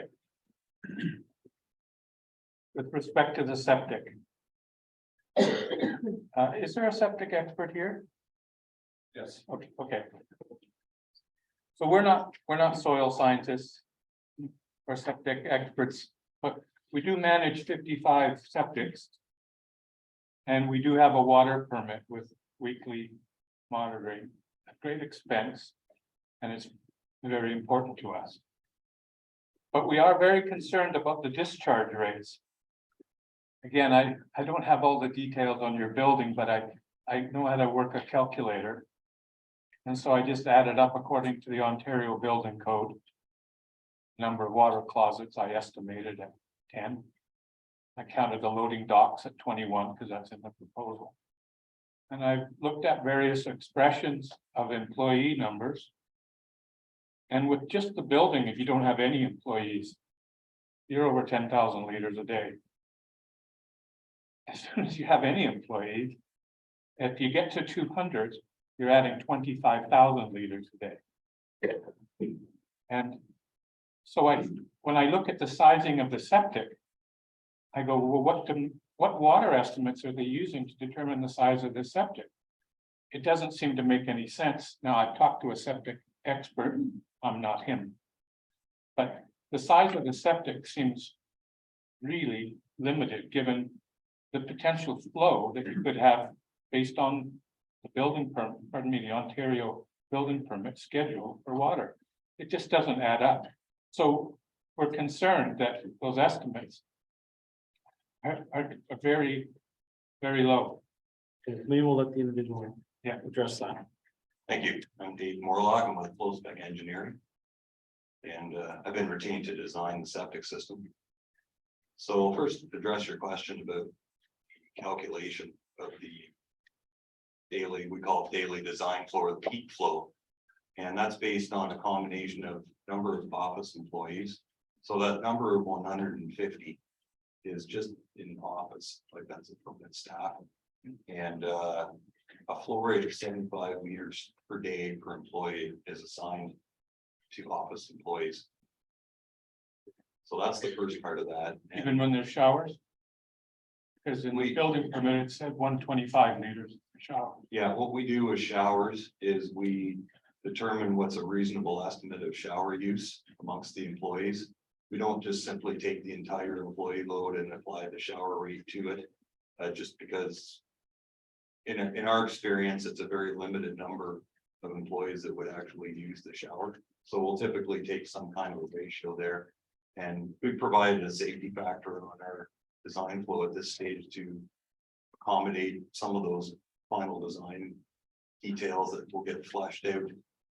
So that basically takes us up to about 12,000 liters per day. And the second part of that is because it's a warehousing facility, there's an additional flow assigned for the warehouse portion, which is, it's a bit of a, it doesn't go strictly by the number of staff, it goes by the number of washers in the warehouse itself. So not in the office, but in the back section, as well as the number of loading docks. And what that's intended to capture is the trucking traffic coming in and out of the building. And there's not a perfect way to do that. And so the building code is used loading docks and washers as a metric in calculating that flow.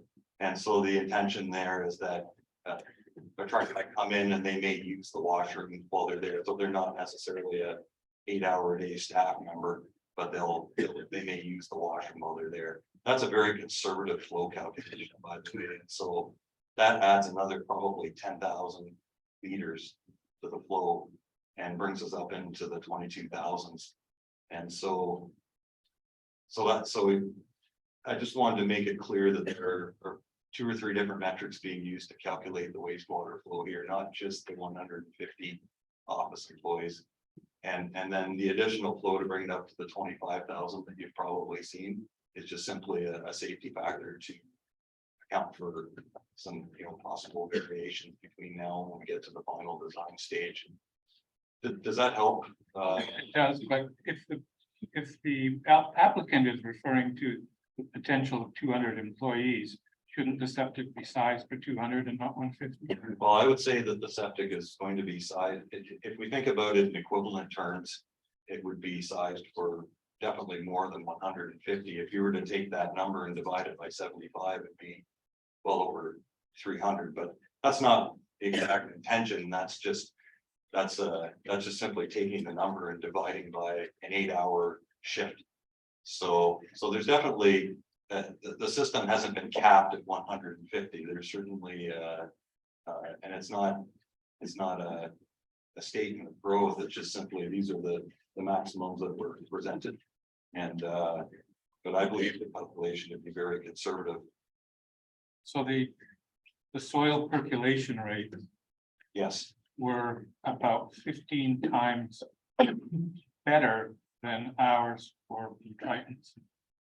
So that's a red flag to us. yeah, Your employee numbers, well, maybe it's 150, maybe it's 200, but it makes a big difference when you're sizing a septic. And if your percolation rates are not really exact, then your septic sizing is completely out of whack. So I don't know exactly what they are. All I know is that your soil, other septics going in right now being built down by McLean don't have your percolation rate in their calculations. We don't, Blue Triton doesn't. So you've got some pretty magic soil over there where you are. yeah, And and we're concerned. yeah. That's an absolutely fair comment. I've designed systems in many systems in the Aberfoyle area, and the predominant soil tends to be of a poor percolation rate. And but as you know, when you get over on McLean Road heading towards the 401, that changes pretty drastically. And so there can be variations. And in fact, there is one as you approach the northern portion of this site. And so the southern portion tends to have that type of soil that you're referring to. And I know exactly what you mean, dealt with it many times over the years. When we got up to the northern portion of the site, and there was a lot of testing done of the soil on this property, we got into a more sandy soil deposit, and the percolation time of that sand is much lower than what you would see in the typical glacial till deposits in the Aberfoyle south area. So that percolation time bears directly on the size of the bed.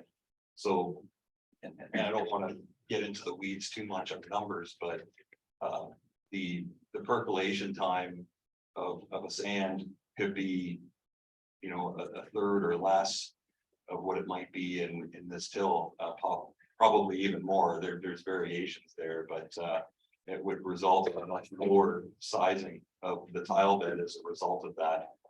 And so, yes, you might say it's luck. I say that to a lot of people because your neighbor can have poor soil and you can have good soil, or the other way around. And Can I interject? certainly, You can't just input your own percolation data. How do you come to those numbers? Is it, you have a consultant that digs a hole and tests it? And then they're qualified? I correct. assume? Yeah, So can you so- speak to that? Yeah, absolutely. Yeah.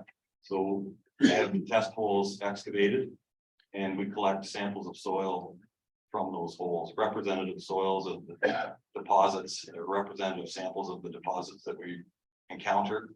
And then we do a laboratory test at our office. And what that does is it breaks down the soil, what they call the texture, the particle breakdown of the soil, how much sand, how much silt, how much clay, how much gravel. And using that data, that's how we determine what the percolation time of the soil is, and there are different methods of doing that. So how many samples are taken in the field there inside of the septic? Oh, how many were collected or how many were tested? How many were tested?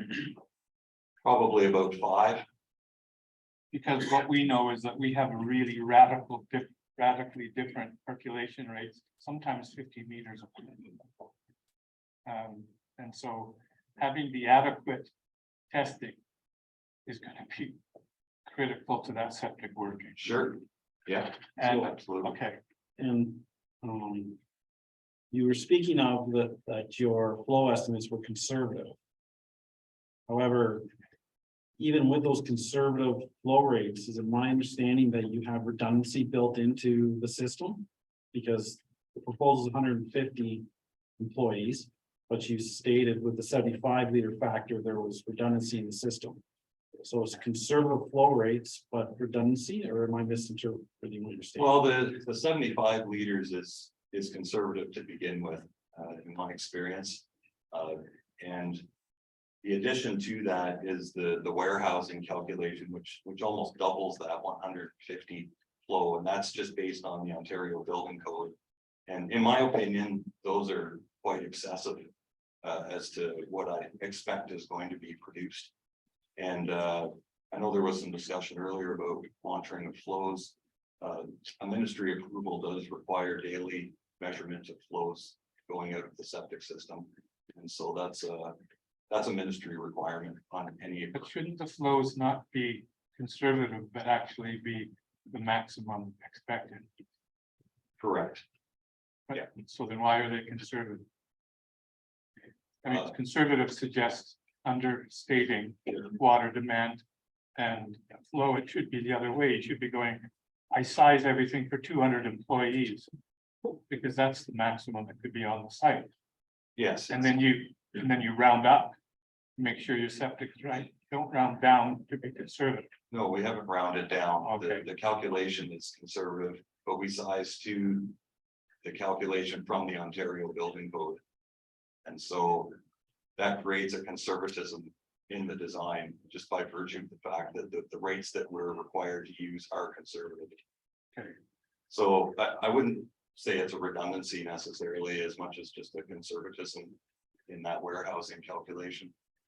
Well, that conservative makes me more nervous than before, but thank you. I think Oh, okay, well, yeah, maybe just there's a misinterpretation here. When I say conservative, I mean safety factor. so. That's what I was trying Yeah, to see that. get clarity. That's a from big you is that difference. What I'm hearing Yeah, is that's that conservative generally. the 75 liters per employee is likely reasonable. We'll say that. Yeah. The it's high. building code methodology of determining flow gives excess of flow than the reality is what you're stating. That's correct. So then that builds in That Well, I builds was- in safety. safety factor. But I was interpreting similar to Cam, that when you're saying conservative, that this system may be underserviced to the building, and that's what I was trying to get you to No, clarify. no, that, So if you can speak to it without using the word conservative, that would be beneficial to everybody in the. Thank you. yeah, the Ontario Building Code flow rates are excessive. Based on reality. Thank you, Mr. Mayor. On your same page, I'm just trying to get. I'm sorry, it wasn't mine. You had me dodging there. What I will say is the engineer over here understood you 100%. Okay. Summary of our major concerns. That there seems to be a view towards rezoning first and figuring out the details later. If rezoning happens, the land value will increase substantially. And our research suggests maybe from 7 million to 40 million. But we don't know, we've yet to meet the owner of the land. We never engaged him. We've heard at one meeting in February that Wellington purchased the land. At the meeting in March, Wellington said they had an offer on the land. All the records say Sam Mann owns the land.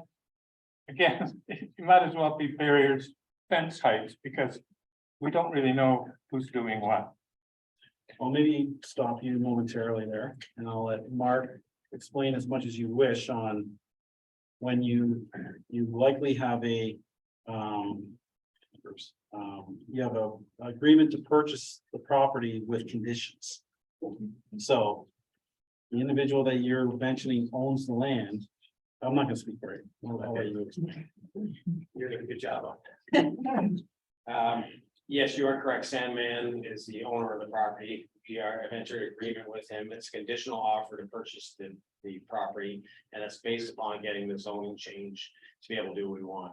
It's current to Sam was amicable to make that arrangement. We appreciate it because purchasing that land, if we couldn't build this, then it's no value to us. And we're not in the business of purchasing land, so so Sam does own it. We do have an offer on it. It's a conditional offer based upon getting this own change to it.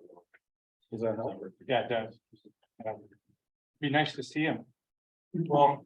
It's his land. Do you have specific questions for the owner? Oh, yeah. So maybe you could, I know the owner, will be reviewing these, videos, so it'd be a great opportunity for you to ask those questions now, if you're comfortable doing that. No, No? I'm not ready now. Oh, okay. I would, if I'd known he was gonna be here. What's that? If I'd known he was gonna be here, I would have been more ready for that. We wonder why the owner of the land isn't actually here, being part of it.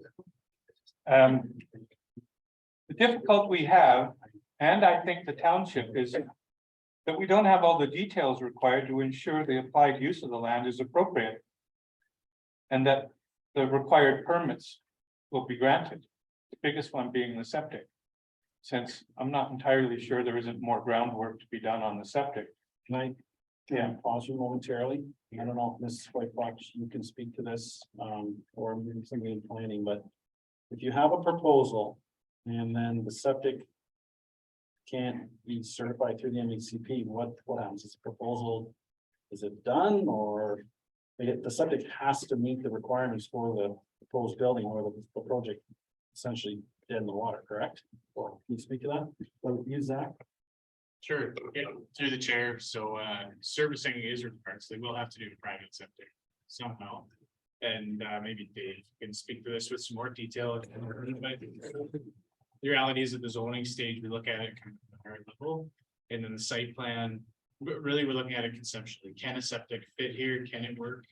And that's what we're relying on, the flow spec and the applicant and the township's peer review as well too. And then at the detailed design stage, when we get into the site plan details, that location or the size of the septic may change a little bit, but really what we're looking at it, the zoning stage is, can it work on the site? So this might be getting too far into the weeds, but maybe the septic expert can come back up, but if we have a situation where there's a proposed septic, I'm not sure if it was Cam, but somebody mentioned we could ask, well, how many holes or test holes you need to buy? And I can give you an example. I was digging a pool. I got a permit. And you had to go down 4 feet. When I got to the deep end, I was still on topsoil. So the soil conditions changed. Yeah. So my question, I guess, and I'm sure the people in the audience would want clarity. If they're starting to put this septic in, or would it, if they encounter a soil condition change, what's the process? And secondly, I guess I would say, is the proponent willing to do more sampling in the proposed septic area? So they have a more complete picture of the percolation rates of that soil. Okay, well, I'll answer the first question. During the construction, and this is also a requirement by the Ministry of Environment for such an approval. It requires some oversight, and there needs to be a statement at the end of the construction of the septic system to say that the work was done according to the design and according to the permit. And so what that requires us to do as the design engineer is to go out and review the construction at various points along the way. Probably the most important one of those reviews is when the beds opened up to expose those underlying soils. And that's where we go down and inspect the soil to make sure that it's consistent with what our design assumptions were based on the holes that were excavated. And there were quite a number of holes excavated, so I'm satisfied with the number of holes that were excavated.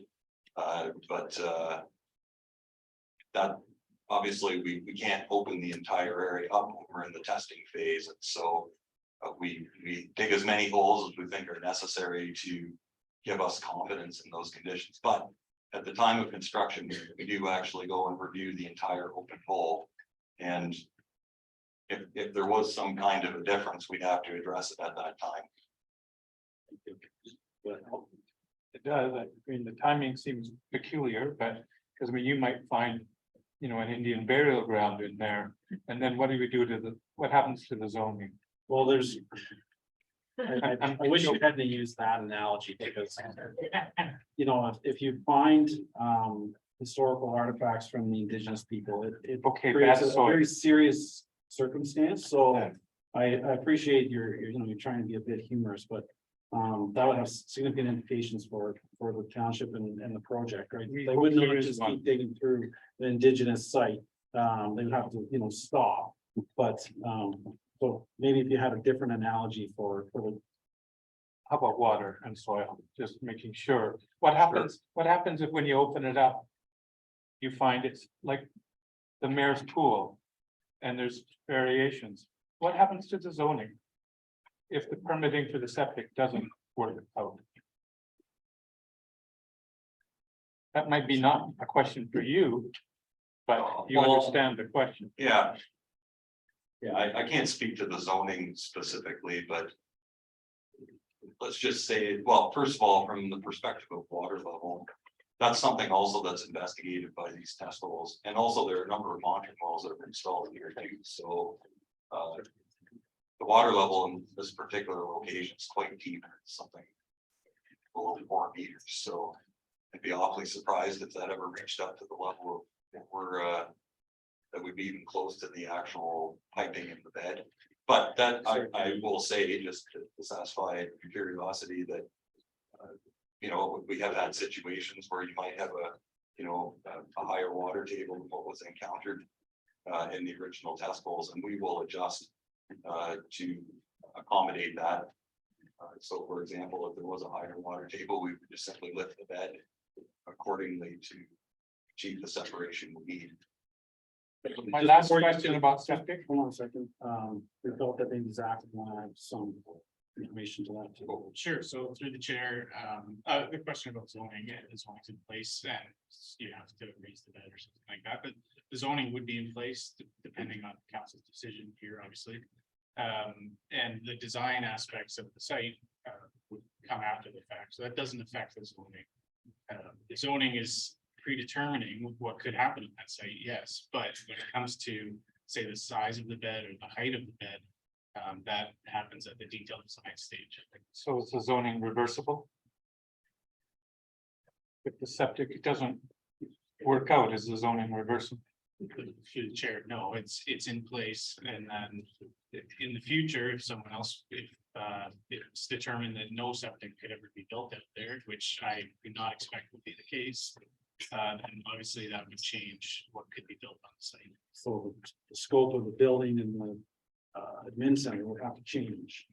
If they can't, well, Zach, you spoke to it, it's back to private services, they have to be able to prove they can service their proposal. So my last question on the septic. I don't know who can answer it, but on the February 14th planning meeting, it was said by the applicant and or consultant, I can't remember who. It said the location of the septic was not great.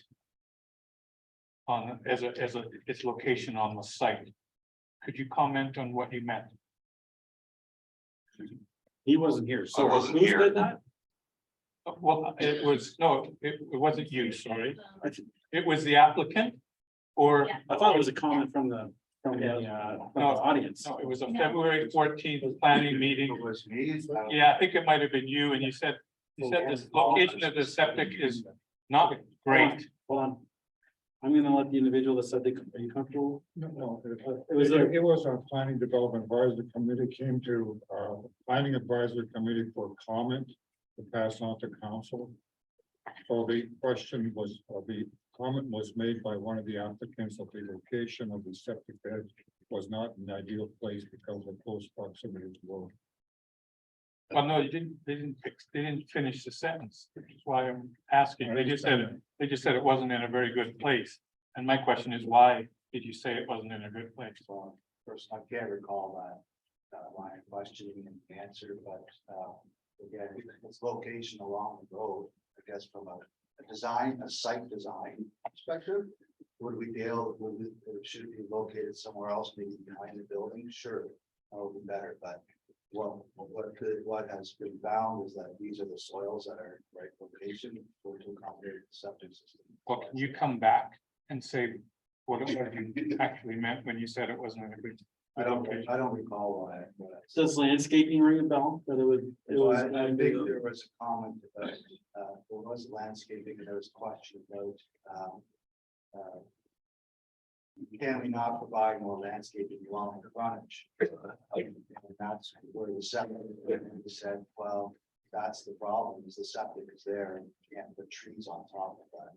However, we could look at putting trees or the right of way, which the county has agreed to allow us to.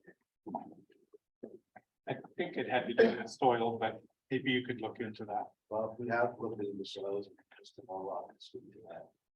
And if your estimates were done on 150 employees, will it be conservative enough to handle 200 employees, which is what the applicant said may be in the building?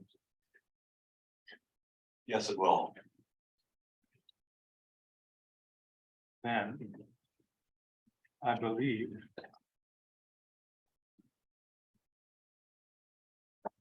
we've already asked, can the zoning be reversed? How will cross-contamination of the aquifers be avoided?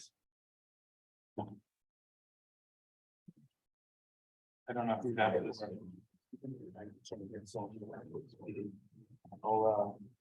Maybe you can try to be a little more specific in the question, but I'll direct Sandy to, for our geologist to answer that.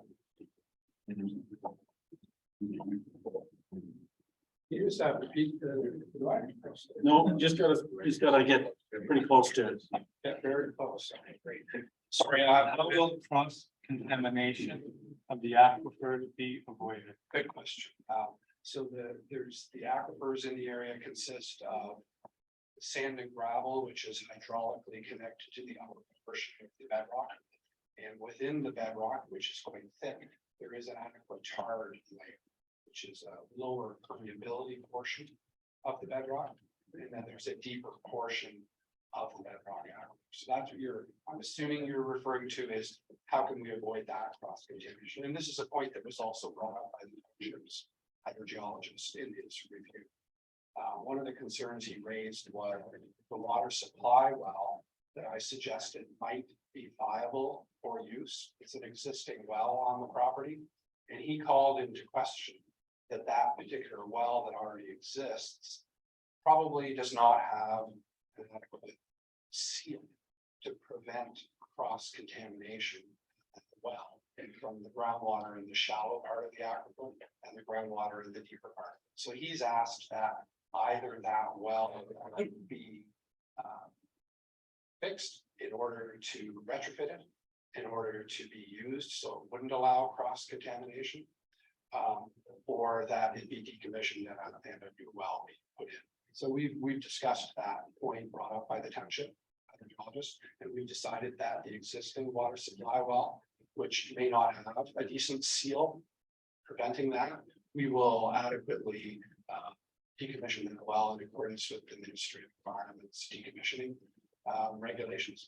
Can you A new water supply well will be drilled for the facility, and that well will only have it will be cased through the upper portion of through the aquitard, and then only allow it sealed appropriately. Again, in accordance with well regulations, so that all of the water taken from the new well will only be from the deeper portion of the aquifer. I'm gonna attempt to explain what we're a little clear what we're talking about here. So when you drill a well, it's not encased, Andrea, you can correct me if I'm wrong, it's not encased in steel from the top right to the water taking point. So they will place steel or maybe some other type of material at a certain depth, and then it's just drilled through the material, and then that can allow permeability from other different aquifers. So you think of them as waves. If you don't keep a steel pipe or some sort consistent down to the very bottom, then it can create water moving between the two aquifers. So it's my understanding that the new well would have to be encased from the top to the source, whereas your home personal, maybe not the one you're working off at my personal well at home only has a steel casing so deep and it's just drilled through the bedrock. Right. So this has been a component of our hydrogeologist's concerns since this council. So I've taken office. that there's a lot of them out there, and, I would suggest, I'm getting a little off track here, but the ERO postings that went April 6th. We're changing rural growth, and I submitted a comment to the ERO that any new consents in rural, that the well be encased the entire way. So To help prevent that, so in layman's that's terms, entirely correct. And so most domestic wells, and indeed the well that exists on this development property, which I had suggested could be used. It doesn't have a casing that goes far into the bedrock. It only is cased to the bedrock. And technically, one doesn't need to case a bedrock well because the hole stays open. And it just means that water, wherever it's available, there's multiple water bearing zones, deep and shallow. All of that water would come into the well. So this will be a special well. The new well, where the casing will go much deeper and it will be appropriately sealed. And the old well, furthermore, will be grouted and removed. It's located in one of the parking lots right now. okay, My last statement is directed more at Mark and or his company. And that is, we've met almost unanimous opposition. Everybody we talked to, and we're still talking, we signed up people today that we hadn't talked to yet. We're certainly going to be in the hundreds of a written petition. I can tell you, you're not wanted here. I appreciate your investment, your interest in investing in the community. That I do appreciate. You locating on that lot, we don't appreciate. You don't have support for it. And you made the statement that if you're not wanted, you won't be offended. And you're quite fine to go look somewhere else. So I just want to know, does your company have integrity, and are you a man of your word? Because there's too much opposition here for you to ignore. Thank you.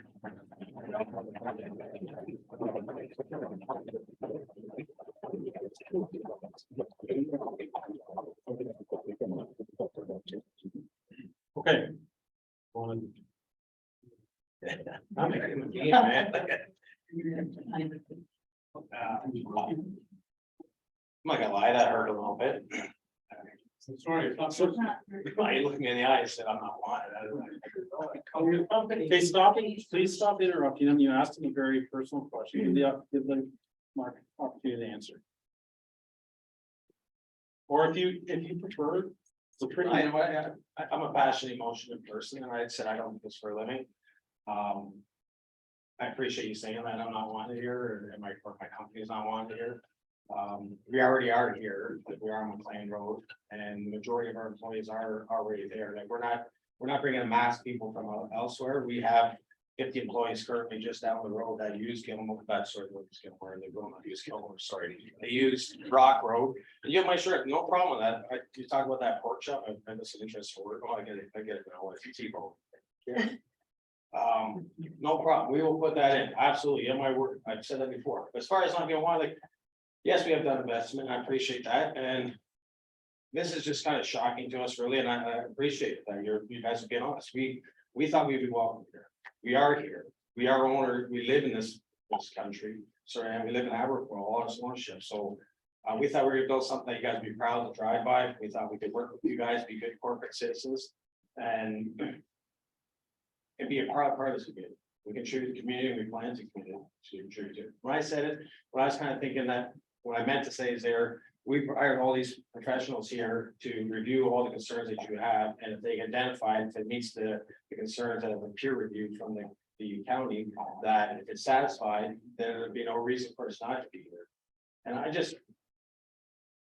I don't want to be the enemy here for sure. And I mean, at some point, this land will be developed. I mean, if you guys create to be a buffer and you keep something, if it's not us, it may be somebody else. And you might not like what you get. We're gonna be here to work with you guys and listen to you and to be a good corporate citizen. That's what I can promise you. I promise you guys can meet with me, come on another time and talk about what you want. But we want to be a proud part of this community and build something that you can be proud of. And if it's not us, if that's what you guys are gonna do, like we want to be here. We really do. We wouldn't have purchased the land. We would have gone through this if we didn't want to be here. And I guess that's what you guys got to think. If it's not us, it's gonna be someone else. And as far as my integrity, I challenge that, and maybe if I'm not trying to go against it, I do want to be here. I really do. Our company wants to be here. We want to be here a long time, and be a proud corporate citizen here. All right, so now we'll just go through the audience for people that want to speak. So beside you, Cam, Oh, we'll try to. do you want to go now or do you want to wait? I'll just, You don't have to go. it's okay. Please say your name and. Yeah. I'm Andrienne Samard, Natural Resource Manager for Blue Triton, also a resident here on Watson Road. We've submitted our comments, when we heard about the proposal. Those were in the package and we're also on Guelph today. And I will say, just for the record, we haven't had a communication since. We submitted our comments and we really look forward to having a meeting to kind of go through all our concerns. So far, we haven't been, nobody has reached out to us and we're not far away. So we're happy to engage. I don't recall the question that you posed to Andrea, and I'm not going to expect you to answer it, Andrea. Because I don't, anyways, I'll leave that up to your discretion, but I'm gonna ask him to repeat it. So I don't remember what it was. I think you just answered it. Yeah. Okay. It was, Has she been contacted to your satisfaction? And the answer is she hasn't been contacted at all. right. I think, Mark and I spoke on the phone prior to us submitting our comments. And we have not heard since, and from a company here that's, you know, community engagement is really important to us. We were a bit, I'm personally a bit surprised that we haven't engaged in those conversations yet, and I look forward to it. Thank you. All right. And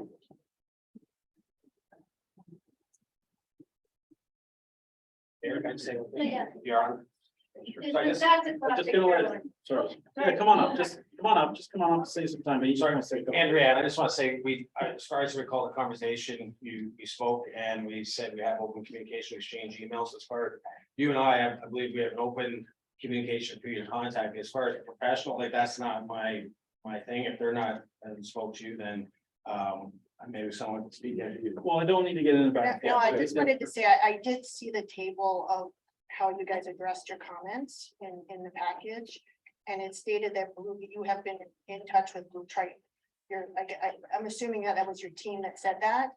Nobody's been in touch with us. We can fix, that's an easy fix. And I believe the comment I made during the first meeting is I'd appreciate that Blue Triton be consulted on the decommissioning of that well. I understand there's probably MECP regulations, they're a very important corporate citizen. And their input on the decommissioning of that well to protect their business interests is important to myself at least. Okay. Lynn, Great, thank you. Counselors, Mayor, thank you so much for all coming here. It's very much appreciated. I just wanted one piece of clarification from the Wellington Source Water Protection individual. When we looked on your report, we looked at item number 4. It said the subject property is located in a draft wellhead protection area, WHPA/Q. What does that mean? Does it mean this will be passed before such time as this is a provision, or again, guessing? Kyle Lee. Kyle, It's a waffle Q. The W is, that's an acronym, wellhead protection area -Q. right, so it is in the location of in a draft mode, so I just want to know when that'll be up. Well, she was only a Kyle. Can you help? Thank you. Thanks. Yes, through the chair, I'm not Kyle, so I don't know all the details, but it's unlikely that draft Q would be approved before this is approved. This would be approved prior to that. That's been drafted for quite some time. Right, so if we know there's an issue with a draft wellhead protection area, and this is in the area, I'm not sure why we would proceed, understanding that perhaps 3 months down the road, we've actually built this thing and it would have been under a draft wellhead protection area. Great, so through the chair, I think Kyle's comments actually reflect that draft, and he's taking that into consideration in his comments, that tier 3 monitoring program that he was mentioning, that's part of that draft queue, so he's saying that it's draft, so it's legally not required, but if Right. the applicant agrees, that's something that he would like to see on the property. Okay, so maybe we could get some clarity on that, see if the applicant would agree to that. Ms. Whitebox wants to speak to that. Great, thank you. Through you, Mr. Chair. So it is something as noted in the report that suggested if a holding provision was to be used, it would be some language around those requirements and a holding provision applied to the zoning of the property. Okay, awesome. Thanks so much. So this is more of a question for council just to consider. The CIP, our corridor improvement plan, and the RMAP Road Master Action Plan. You know, could council take into consideration, and you won't be able to provide it with me today, because it's more of a question I know that I'm not going to get any feedback. But how do the township's plans for the infrastructure, economic development, and community enhancements for the future? How does a trucking hub align with that? Another trucking hub align with that right in the corridor? So our corridor, that's supposed to be for bikes and all that kind of good stuff. There's great planning in there. I've read the document from one to the other, and I'm just trying to understand how another trucking hub fits within that plan when there are other areas within Bushland that I'm sure this company could locate in. Can you state your name and address, please? Caroline Muschetta, I'm at 97 Aberfoyle, Millcrest. They're yelling at me twice. Okay, well, thank you for those comments. I'll speak briefly to the traffic. This council, I believe, Mr. Bailey was part of it. Doesn't matter. It doesn't change. Yeah. You know, we made presentations to the county try to put Aberfoyle on a road diet, I read that, yeah, trying to push the traffic out of Aberfoyle. right. And to me, that's between the roundabouts, trying to make that a walkable community, and Councilor Spoulos made an excellent presentation to the county. It wasn't supported. So we continue to advocate for that. Right. But again, that's primarily the focus. I hope I'm not misspeaking, Councilor Spoulos. That's between the roundabouts to slow the traffic down. The reality is we have other terminals coming in up in the industrial area, and if Brock Road, from my understanding, there's studies and reports out there that state it's not near capacity, so we have challenges in, restricting these uses if the road network can support it, and I believe that's the case. However, there's a glimmer of light, and I'm still speaking between the roundabouts and from our neighbor to the north. If you want more rain, the city of Guelph had their official plan approved. And there's a component of that that states they need to work with their neighboring municipalities for a transportation plan. So I can confidently say that this council would be looking to move our neighbors' traffic away from our constituents, but when we generate our own traffic, we have to manage our own traffic. And that includes Nestle. Yep. So, I guess that's a bit of a preamble, but No, that's I kind of where we appreciate were at with the Aberfoyle forward, but again, that was more focused to the roundabouts, but the roads master action plan. It's coming. It's not going to specifically deal with traffic volumes, and it will look at some mitigation in some residential areas. But it's more of a policy driven thing it's more for driving policy. But I hope that helps. yes, it does. I want to see that corridor put to the use that everybody suggested that they wanted it to be used for, or what the actual CIP was set up for. And just to be super clear, it's not that we don't want you in Bushland at all. It's just the area that you are looking at, so close to residential and very close to where our schools are, et cetera. And I know, and thank you, council, I know you put a lot of safety things in. Put a crossing guard in at the corner of Old Brock Road. So again, thank you very much for that. Thank you for being aware of it. Can you please provide information, and I know I won't get it right away, on the fire safety plans in place for this proposed trucking hub that is located off the main water supply? Has the township coordinated with the fire department or other relevant authorities to ensure that an effective fire response? To ensure an effective fire response? When will the plan be available to the public, and are those plans given to the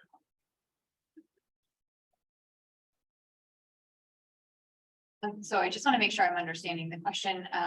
Our fire department is circulated on our applications. They provide comments, Okay. both at the zoning stage, which is conceptual, and then again at the site plan control stage, which again is a lot more detailed, and we'll look at the building's layout, and we would get very detailed comments from fire at that time. Fire protection systems, I know there's, the Arctic shop had to put in a big tank in the house, so at what stage of the process would that be considered? Everyone here? Yeah, just to add to that, there is a underground tank proposed for this development for that purpose for fire prevention. So in addition to, I don't know if we know the details yet in terms of building sprinklers and whatnot, but definitely there will be an underground storage tank for firefighting. And how big is that tank? Off the top, I don't know, but it's been obviously designed based on the size of the building. And if that again will be reviewed, approved by the fire department in terms of the requirements. Or the building department, or the. All right, that's awesome. Thanks so much. I would also like council's attention, and Wellington Trade, that they did inform the Committee of Adjustments, Planning and Development, that they are currently dedicated 50,000 square feet of storage space for baking flour. I know baking flour sounds very interesting. In their current facilities, along with paper products. Flour dust is highly combustible and is 35 times more combustible than coal dust. Flour dust is a substance with the potential to pose a fire hazard. Feel it is important for council to consider the risk associated with storage and handling of flour within close proximity of a residential zone. And is PH Milling aware that their products will be stored within a close proximity of a residential community? So again, I know it's flour and it's not, it is the dust, but when you're storing that much flour, it can be a risk. So I think we need to definitely review that, and also having paper products. Okay, I think I will get down now because a lot of the questions have been answered for and brought up. So thank you, council, for your time. Very much appreciated.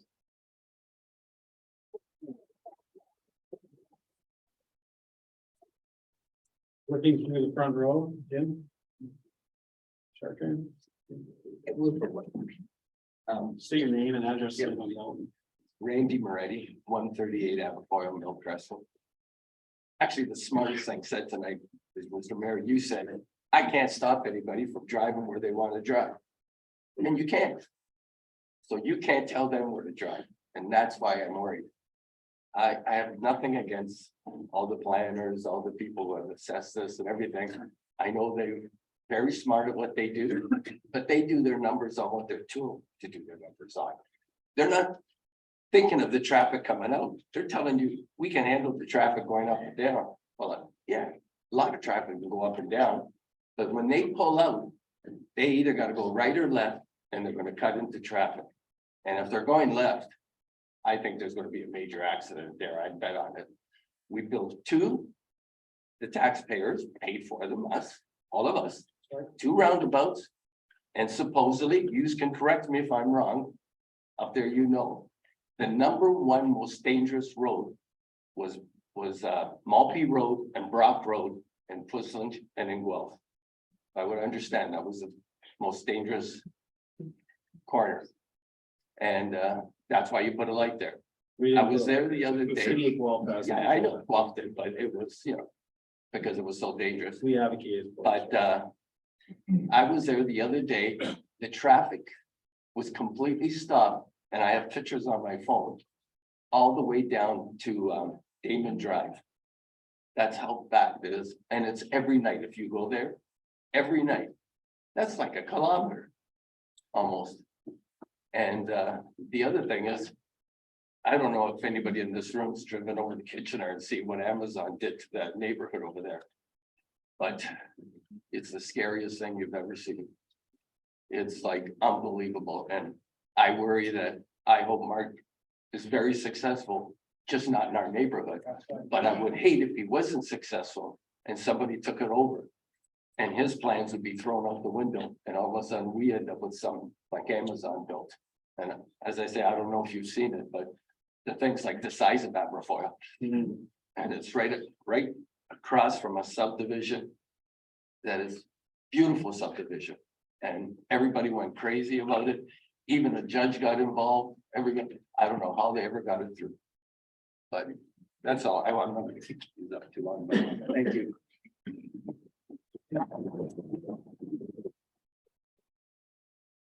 Original second row.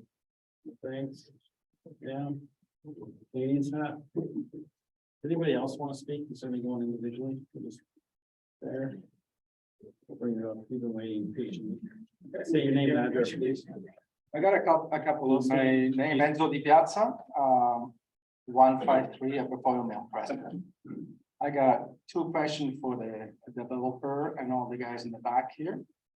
Okay, any of you guys live right behind this plant here? You're in the Kitchener, you guys in the back, anybody live right there, close by? Nope. Are you guys getting paid for the what you're doing here? Do you have a question to the? Hold on, let me finish. You don't tell me to hold. No. This is my meeting. We pay you. So. You get paid by us. You continue to be a You're getting visitor, paid I'm by gonna us. ask you to leave. You're getting paid by So us. your I first asked you warning- two questions. Okay, Okay, one question is. You live around this place? No. Are you getting paid for this, to develop this? Yes, I got no question for you guys. That's it. Right? Done. Next question is for you guys, okay? So the mayor lives in Morrison, right? So, right, a little bit far from that place, right? And we got, let me see, I gotta pick it up because. Then we got Councilor Russell. Live in the farm, right? Farmland. in session 4. Yeah, there you go, farmland. I wish they could do this on the farmland behind you. They only bother you and not thousands of people. Jessica Goida. You have a cafe. It's far away from here. It's on Aberfoyle, Arco and Watson, far from here. I wish they put it right behind you, restaurant. Would be phenomenal. Would like to see what this question. We don't need a history lesson in this council. I'm gonna get, If you have everybody's a gotta know, question, answer where- the question. everybody's gotta know where you guys live, okay? They can Google it, just like you Okay. did. So if you have a Jones. question, ask your question Let me before you're finish. gonna leave. I'm free to speak. This is You a are freedom to not speak. free to berate No, and to. no, I'm asking counsel. question. Where do you live? You're not asking Please, Councilor John Supples, where do you live? Where do you live? I can find out where you live. There you go, far away. And Sarah Bailey who lives in Baden. So none of these guys live around there. Okay, none of you guys live around there. Okay, second question is, you guys are getting paid from these guys. Okay, you guys are getting paid to take care of your neighborhood, your people here. That's what you're there for. You got voted from these guys here. Okay, now this is gonna determine in 3 years from now if you're gonna see it here. I got a proposal from these guys. If this goes out, I want you guys all out, and you guys are gonna be out. That's what I'm gonna say. That's my question. And that's a guarantee. All right. I saw a hand up over here somewhere. Sir. I saw his hand first. Just say your name and address, please. Yep, sure.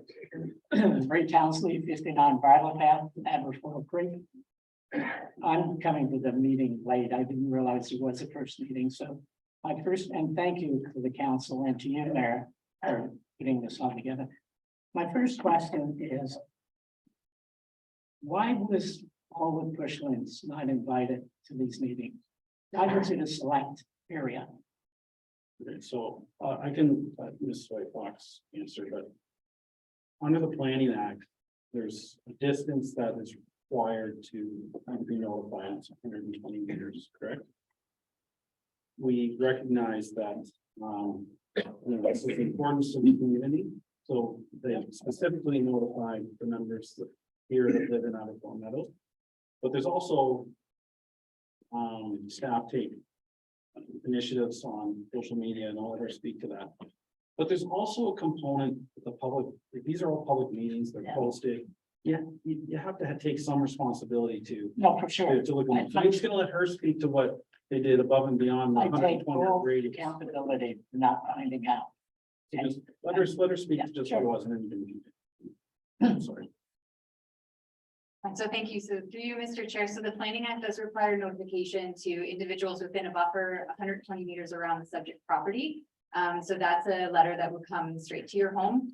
In addition to that, it requires the municipality to post it in the local newspaper having distribution in the area, so that'd be the Wellington Advertiser. So that is intended to capture the rest of the community that might take interest in any development. So again, notifying those people within that direct kind of catchment area around it is to notify them specifically because they may be the ones impacted by the development. Which is again why we have you state your name and address when you come up to speak, so we can get a better idea of the proximity to it. In addition, the township takes some extra steps. Aberfoyle Meadows was outside of that 120 meter catchment area, so in a normal, if we were to follow the legislation under the Planning Act, none of you so folks would have received a letter in the mail. So that is something that this council directed staff to do above and beyond. And we also use social media, as the mayor alluded to. We use our website, and we post it on our council agendas as well, just making sure anyone who's reading that will see the upcoming public meetings. So I moved here 17 years ago from the west side of Gulf.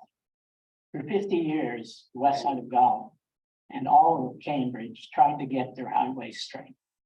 One of the big reasons I moved was because the transportation was totally screwed up.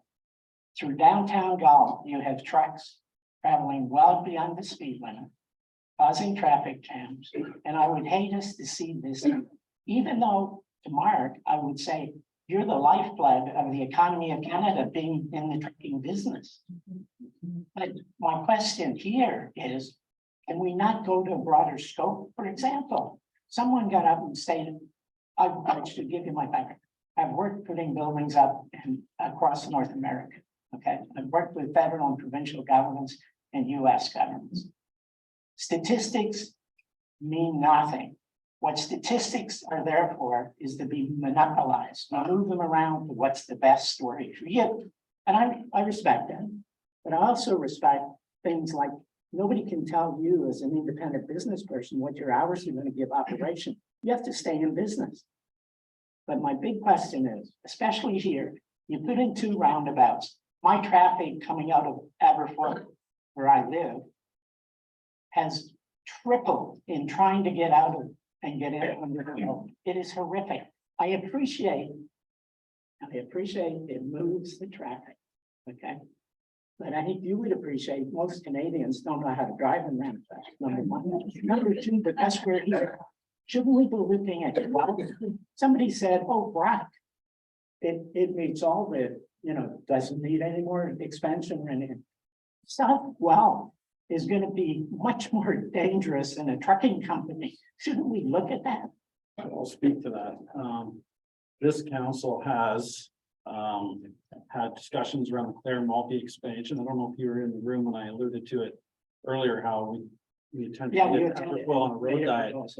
But one of the concerns we raised with our neighbor to the north was the traffic from the Clare Multi expansion, and numbers person here be able to tell me how many residents they're planning to put in there, 40, 50,000. And our ask was, direct the traffic to the Hanlon, that's where it should be going. We don't really have any teeth to implement that, but this ERO posting that came out, or no, it wasn't ERO posting, it was their official plan. Now, one component flips us a little bit of a glimmer of light that, the city will have to work with us for the transportation network. And I can guarantee you, this council will be advocating for that traffic to be pushed somewhere other than Aberfoyle. And we will still advocate for, I keep looking this way, I never look over at these two, but they're part of it too.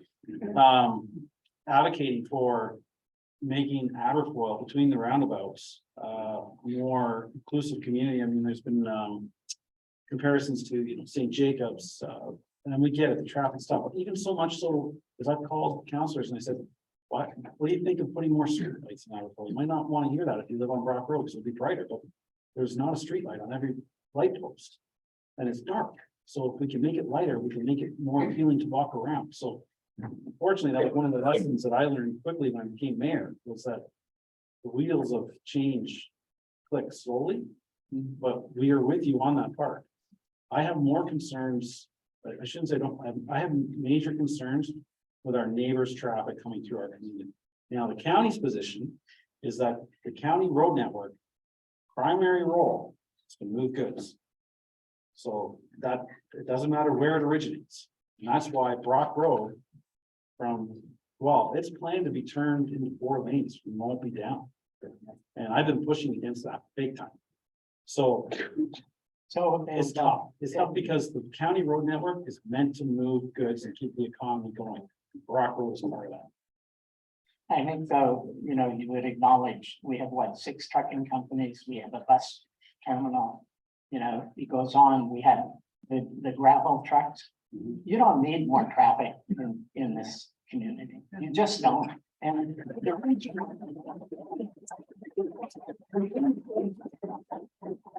Don't take this as offense, but the region's politicians, they're gonna say what is right for how they get their votes. We all know that.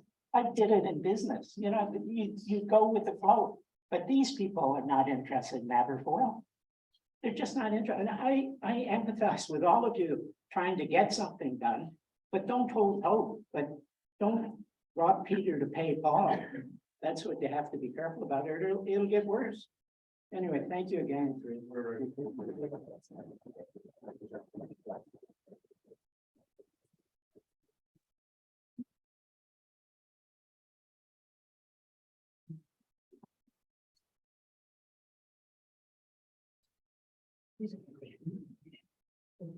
Remind you as we say your address and the.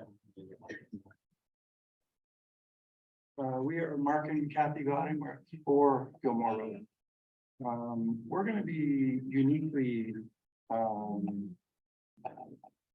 inflicted by having Wellington, but in the spirit of compromise, and I think if nothing else, you guys are willing to work with us and getting past all of the, like, you're not welcome and all that kind of stuff. A number of the questions and issues that are brought up are solvable. Size of the septic, right? Protecting the water, dealing with traffic in some fashion, the pork chop, etc. The entrance off of Gilmore just doesn't make any sense. And I think I understand county versus municipality, and certainly not under your power, but what has been done to address that? And in the spirit of that, if you were to eliminate that, it certainly takes a step in the direction of separation. I mean, you're asking to be rezoned to industrial, yet you have an entrance for your employees right in the middle of resident houses, 3-4 houses. Like, your people, when they leave, driving into my bedroom, literally.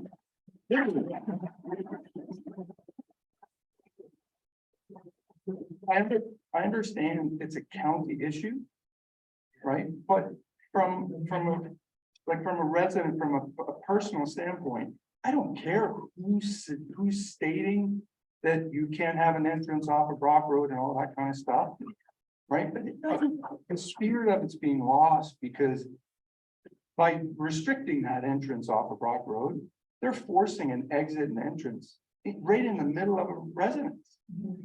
It doesn't make any sense. So I guess my question, is what has been done? What more could you do? Because here's my point, and I want you to answer that specific question. But before you do, by eliminating that, it allows you to take that side of the property, put up a larger noise barrier, putting up more trees, doing extra stuff to add to that separation. Because honestly, between the purchase of the property and the amount of money you're going to sink into that building, you're well into or above 100 million. It would be hard for any municipality not take that seriously. So I'm almost 60. I don't consider myself naive. And when big money comes to town, it's really hard to say no. So in the spirit of compromise, what has been done? What can more be done? And would they be willing to commit to something further? Like what's in the works for that? Because that to me is my biggest hurdle. Can I Is add that to it? your question? Sure. For the traffic study individual. The entrance off of Brock Road. It would have the capacity to serve both the trucks and the admin. Or what, as the individuals, I believe, alluding to. I'm not alluding to, you're saying it. Can that one entrance solve the needs of the application if we can persuade the county to not require that Gilmore Road access? So we haven't, I can't speak to the operational analysis of that because we haven't done that analysis to determine what the capacity is. As far as the access, I know that there's restrictions on access to Brock and perhaps city staff can address that. We have to, like, basically what that would look like would be reassigning that traffic.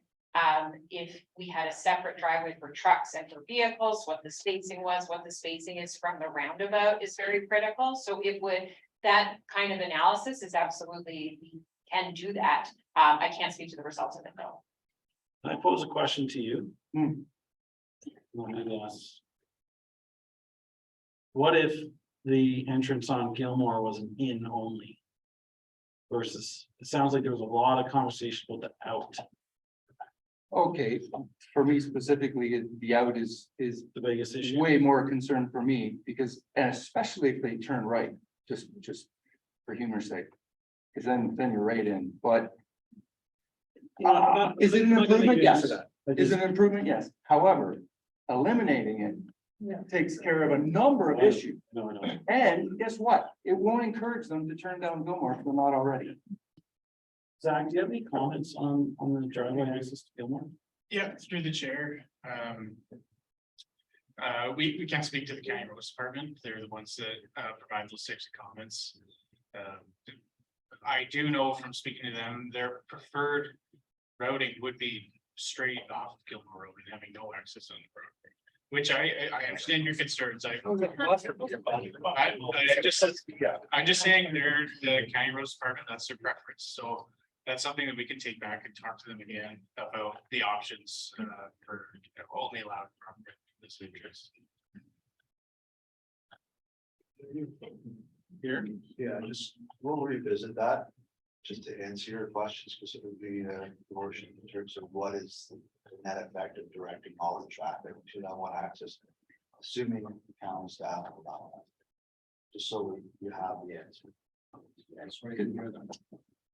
I said we will look at that. I've written that down. We'll look at that analysis and see if we can get, if the county permits us direct all our traffic through the one access off of Gilmore or off of Brock, sorry.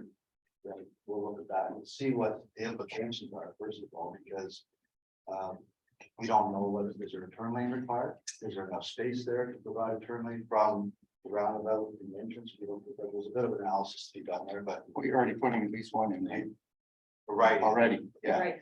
But this is different, different direction, cutting across traffic, so different parameters. But anyway, you've asked the question and we'll look into it. I did ask county about a stoplight at their proposed entrance, proximity to the roundabout. Initial response was Brock Road. yeah. Control access. No on Brock. Yeah. Having a controlled light there to help facilitate traffic turning, and it's 2 minutes to the roundabout. Because of the backup traffic in the roundabout, so we are looking at an option. Until they heard the idea of the pork chop, I mean, from a trucker, from a driver standpoint, not necessarily truckers, far safer for them to turn right exiting. Because they're gonna go into a controlled traffic circle and back, because how are they gonna go across 4 lanes. Safely, That's especially why- when it's busy, right? And there could be an argument stated that the trucks taking up 2 lanes is traffic mitigation, slowing down traffic around the world, so. It's a huge, anyways, so. It'd be some education for a lot of drivers, like getting used to the trucks and. It still is right now, but anyways, Just I think that's a good takeaway that Yeah, well- Zach's gonna go back and talk to the ropes departments. And I'll have to, I'll have a chat with staff about the processing. You know, if we have to have that access or if it's new access, do we have to grant an access on the township level? I don't know. So we'll find out. Just I want to go through, give everybody an opportunity to speak. Sir? Oh, yes, sir. You know what? Just make your way over to this empty seat and we'll have the landing area. Been waiting patiently. My peripheral doesn't work. Thank you. I should have maybe, Definitely my name is Jane Whitcomb and I'm from 64 Gilmore Road. And I just want to thank all of my neighbors for all of the hard work because I'm a little farther down Gilmore, so I'm not quite as impacted from the actual building. But my concern is the safety on the road. I'm a frequent pedestrian on the road twice a day, pretty much the time when your employees are coming in and out. And I'm very, very concerned about the traffic flow going down Gilmore. Thanks for sharing that the road can handle the extra traffic, but the residents can't. I think the dog walkers and the runners and the pedestrians and the children on the bikes and the kids trying to get on buses will join me in saying, we don't have sidewalks, which we don't want. We don't want a paved road because the drivers just go faster. And we don't have shoulders on our road. And we have a very rolling road. Come and join us one morning at 7 a.m. and dodge the trucks and the cars with me when I'm on my morning run. I've been told off by the speeders. I've been told to get off the road. And I know the dog walkers have had the same thing. And since the roundabout went in, it's gotten way worse. The roundabout has made people discover Gilmore Road. And this is just another added, let's discover Gilmore Road as a throughway. And I'm not sure what the plans are for the safety study. If there is one, I plead you to do one. Because the road is not wide. It's got pretty steep pitches on each side. It gets pretty wet, lots of puddles. So it's really hard to move over and be, avoid being splashed when it rains. So I'm not sure. I'm unclear of what the plan is from a traffic study. I know there wasn't a safety part of that. Is there going to be one? And if not, please, can I add that to our request? That's it.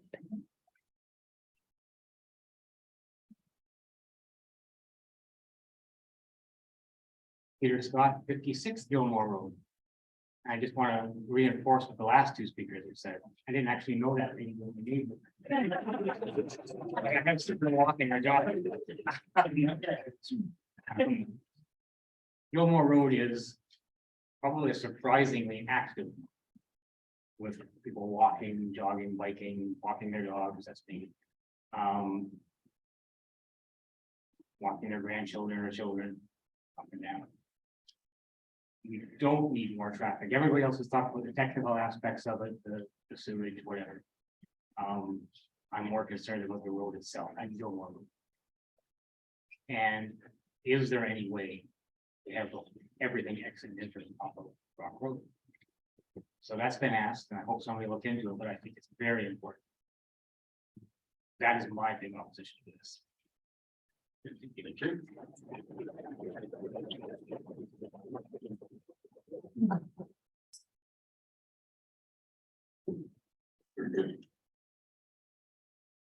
What's your name and address, please?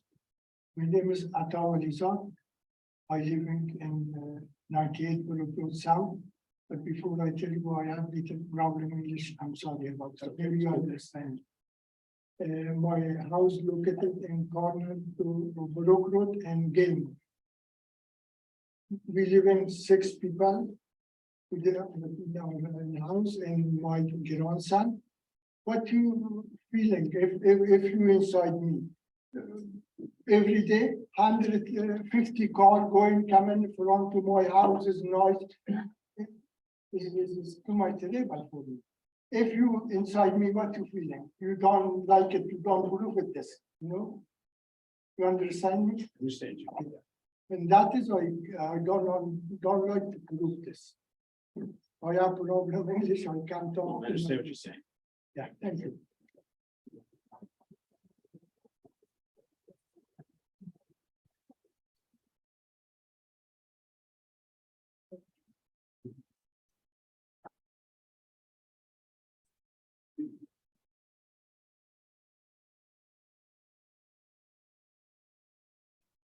My name is Patricia Hoag. I live at 82 Aberfoyle Mill Crescent. I've been walking down Gilmore Road for about 6 years now. And it is a dirt road. It's not a gravel road.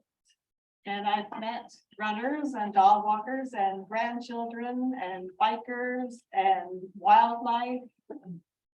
But I want to say, for the people who turn right on Gilmore Road, please go take a look at the end of Gilmore where Victoria crosses in front of Gilmore. And look left and see nothing. It is a blind hill. And for all those cars that are gonna turn onto Gilmore Road and then turn left onto Victoria or even right onto Victoria, that is a horrible corner. And I just pray that you guys take that into consideration. Thank you.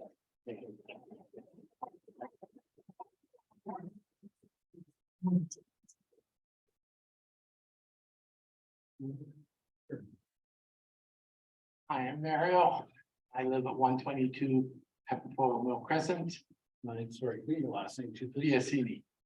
Okay, so listen, what I've heard tonight, and if I can recap, it's a lot of assumptions, a lot of hope, and a lot of potential. But the problem is, you're changing our community. A lot of people have moved to this community to have some peace and quiet. Right, we lived on Rebecca and Third Line, very busy. Right, this is not what we want. We like you in Bustage, but we don't like you here. This is not the right place for your business. And if you can't get that, there's a problem. And we're gonna fight it. Because we all want to live in peace. Right? If everybody understands that.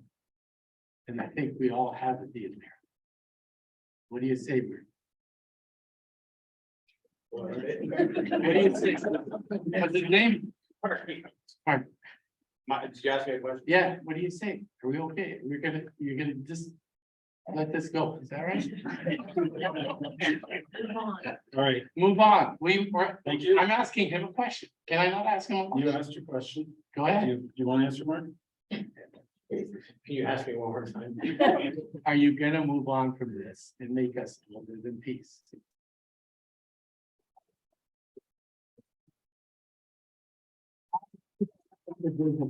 Have you driven around the Tim Hortons?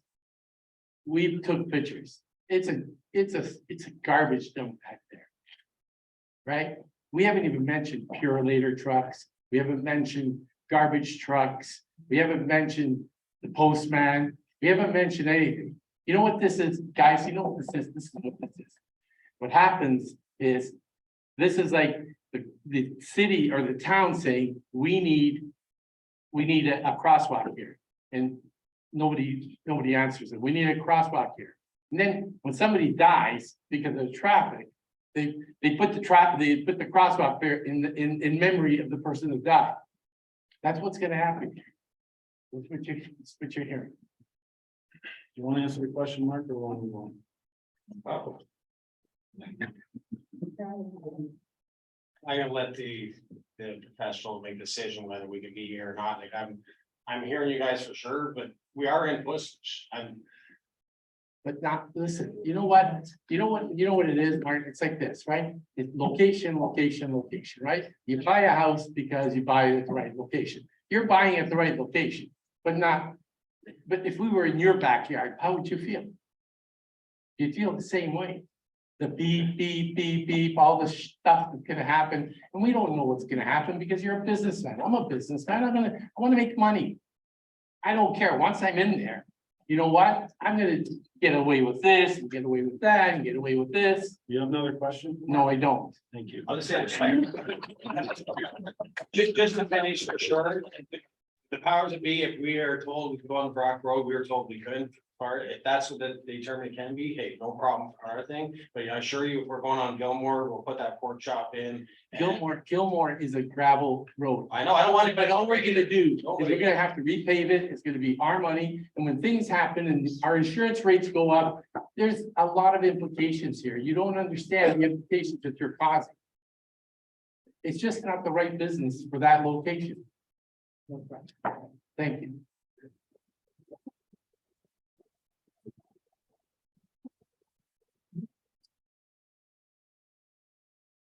Scanning.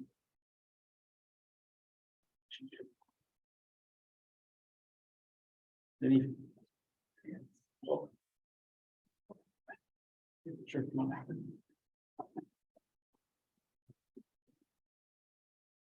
Hi, my name is Sue Daniel. I live at 85 Aberfoyle Mill Crescent. Loved living here from the moment I arrived 14 years ago when that subdivision was built. And I appreciate the fact that you're already here in our community. I appreciate the business you're in. I'm a director of a food company. I get it. But this is not the right place for you to be. Where you are now and in the industrial areas where are already established, that's something we accept and appreciate. And you're a neighbor in that regard. But when you come within 150 meters of where my grandchild plays, of where we have our enjoyment out in our backyard and where we sit and enjoy our community, I take great offense to that. And I ask you to please ask yourself, would you want to live with that in your backyard? Would you want to?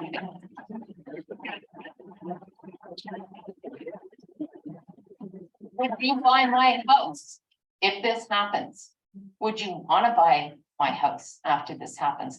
Because there are people sitting in this room that are saying if this happens, they're out of here. These are people that have brought their futures here. They have invested millions to locate their families here. And this is serious business for us. So we need you to please be good to your word. You said if you weren't wanted here, that you would go and you would find somewhere else. So please do that. We ask you, please do that.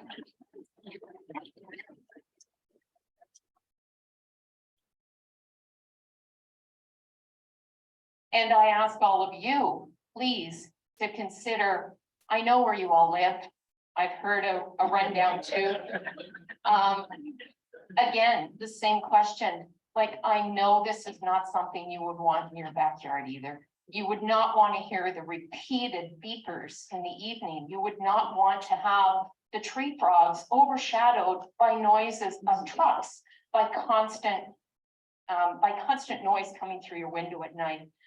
So please, let's take this in consideration. Aberfoyle is a beautiful place to live. Let's have the entrance to Aberfoyle continue to be a beautiful entryway. This on the right-hand side, driving into our town, is going to be an eyesore. I'm sorry, out of all respect, the trucks, we need them, but please don't put them right in our face. Don't put them right at the pivotal point of entry to our beautiful town. We don't need it, we don't want it, and we really just ask out of respect, please, for all these people, don't do it. Like, please don't do it.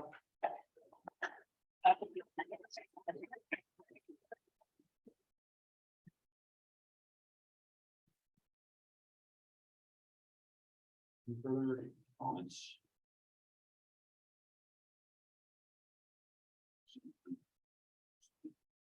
He said no. Oh, yes, the other. The panel or anybody else, how many attendees do we have? Right, if any of the attendees online would wish to speak, please raise your hand if you're able to virtually.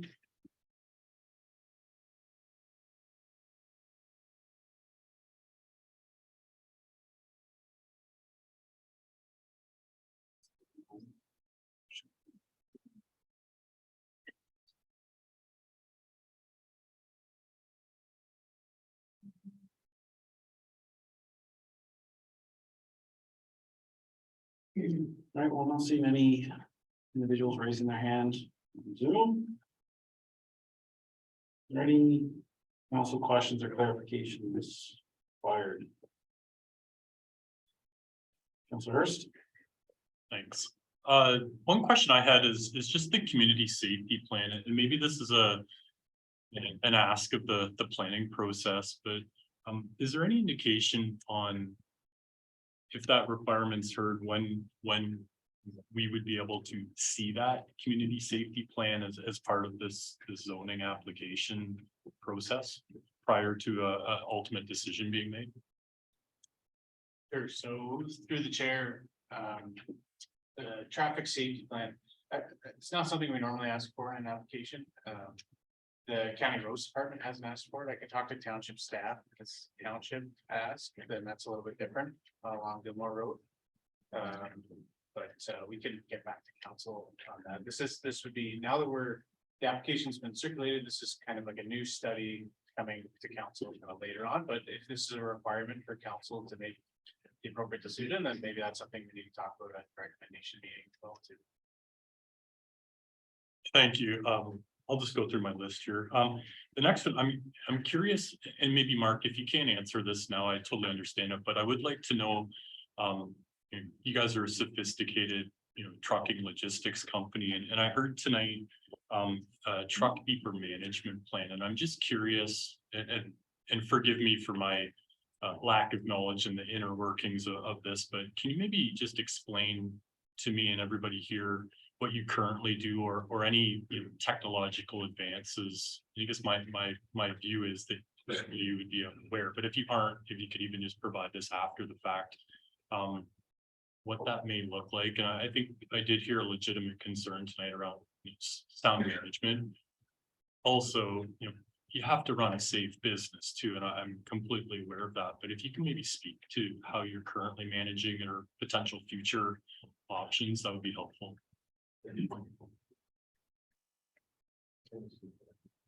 Yeah, so, and sort of, I alluded to before, in terms of new technologies that are out there's a newer type of backup beepers that is much more non-intrusive. So, older technologies is much more tonal, so you will hear it much better.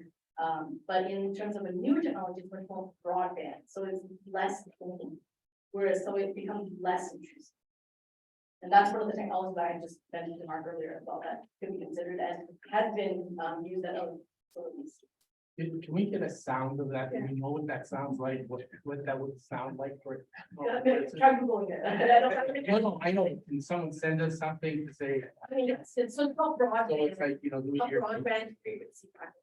That's what it's called. Broadband is the term. I'm sure any future trucks we purchase will have that feature. Yeah, and it's something that's used more often in newer facilities where there is. Do you know offhand the decibel reading of the broadband versus the traditional backup beeper?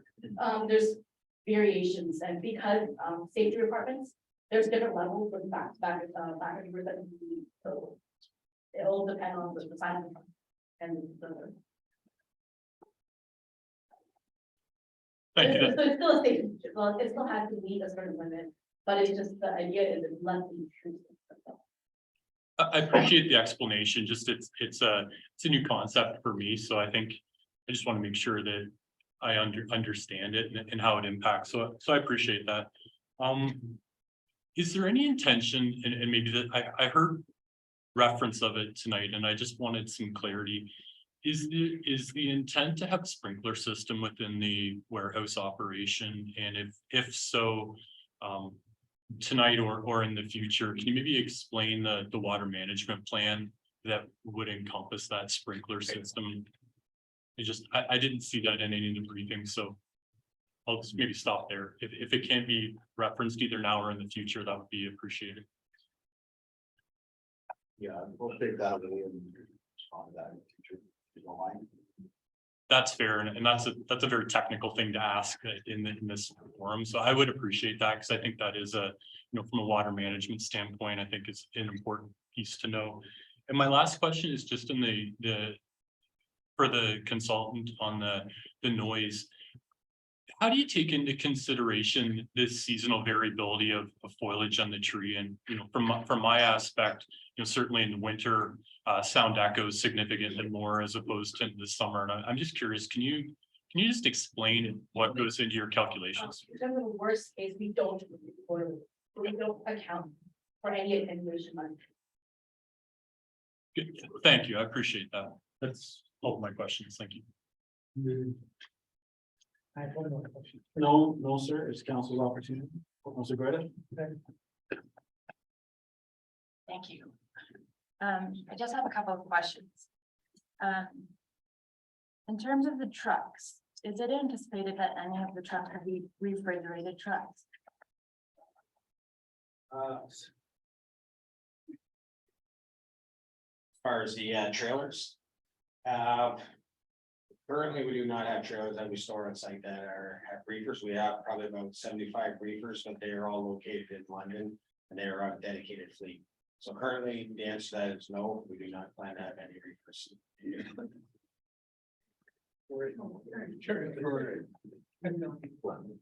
Or we don't. When we visited the site, there was in the, I'm probably not going to describe where it is correctly, but in sort of the back area to the left, there is what I would consider a berm there with some trees growing on it. Can you just explain will that berm stay there? Can it stay there? Can it be extended? And how does the fence, the acoustic fence fit in? And I guess what I'm alluding to is we've heard that there's a sound barrier fence that's going to be, I don't actually know what the end result is going to be in terms of height. But where does that start from? Does that start from ground level, grade level? Does that start from? What I'm suggesting is it would seem to me most appropriate to have a berm there that's already existing and carried on, and a sound barrier but on top of that. Because the subdivision that all of these folks live in is uphill from where we're speaking. And I'm trying to understand, I don't know, but I'm trying to understand how that sound barrier and the height of it and the other things around are going to protect the subdivision who is uphill. And I don't know if you can answer that. It's just. Sure, I'll try and direct some of the specifics to Andy, but I also probably direct some of the grading question with respect to the berm, Ameritech, and maybe Steve, you can speak to that. On the wall, it is, I believe it's 3.6 total meters in height, so it's about just under 12 feet.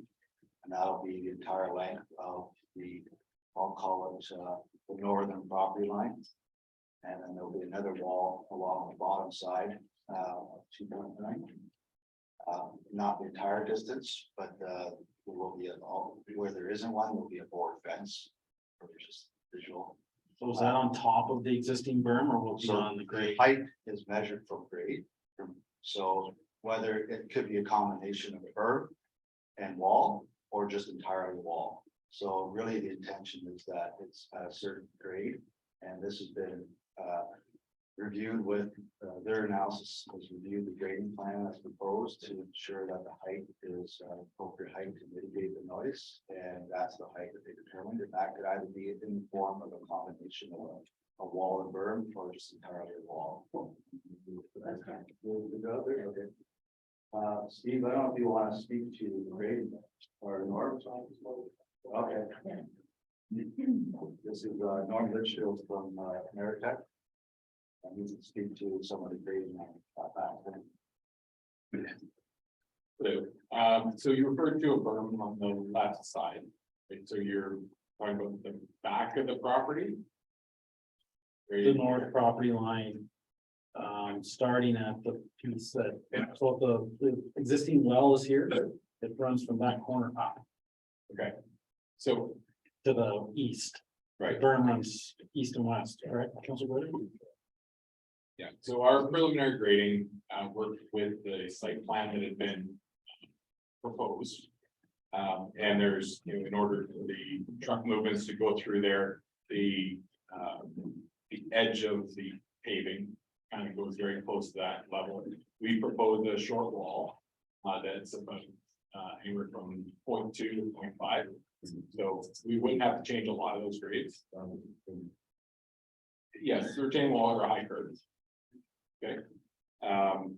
So in terms of our ability to put that in with that type of wall, we wouldn't be adjusting what's there by much at all, and we would be going slightly up, I believe.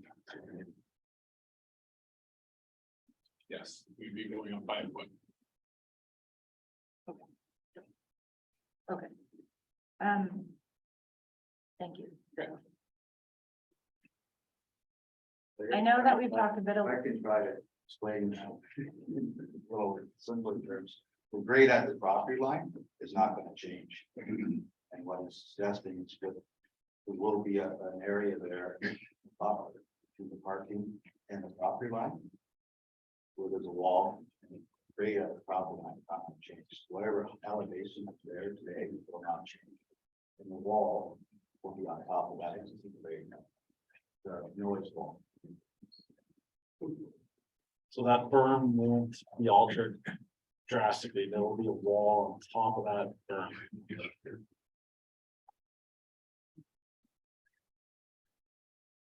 Question in terms of the hours of operation. There has been some questions today about operating at night, but I am not sure if anyone has posed the question about operating on weekends, specifically on Sundays. Their plans to operate on weekends.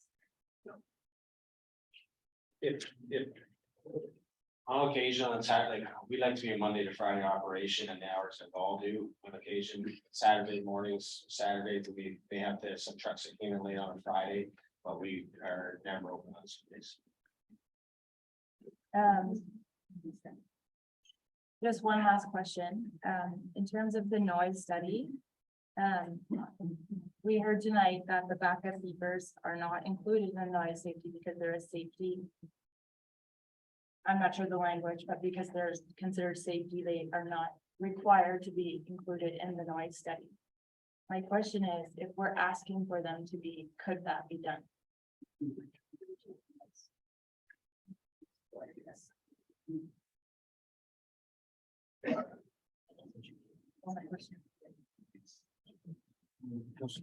Yes, hope you can hear me.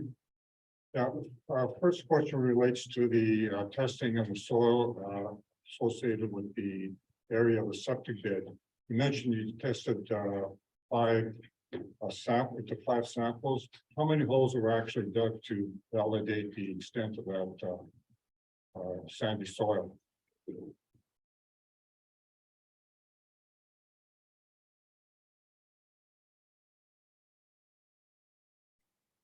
It was a combination of boreholes that were drilled by the geotechnical engineer. How many of them? How many of them? Well, how many boreholes on the site? Associated with a septic bed? You said you did 5 tests. I assume you must have done more boreholes to delineate the extent of the sandy area. Yeah, there were about.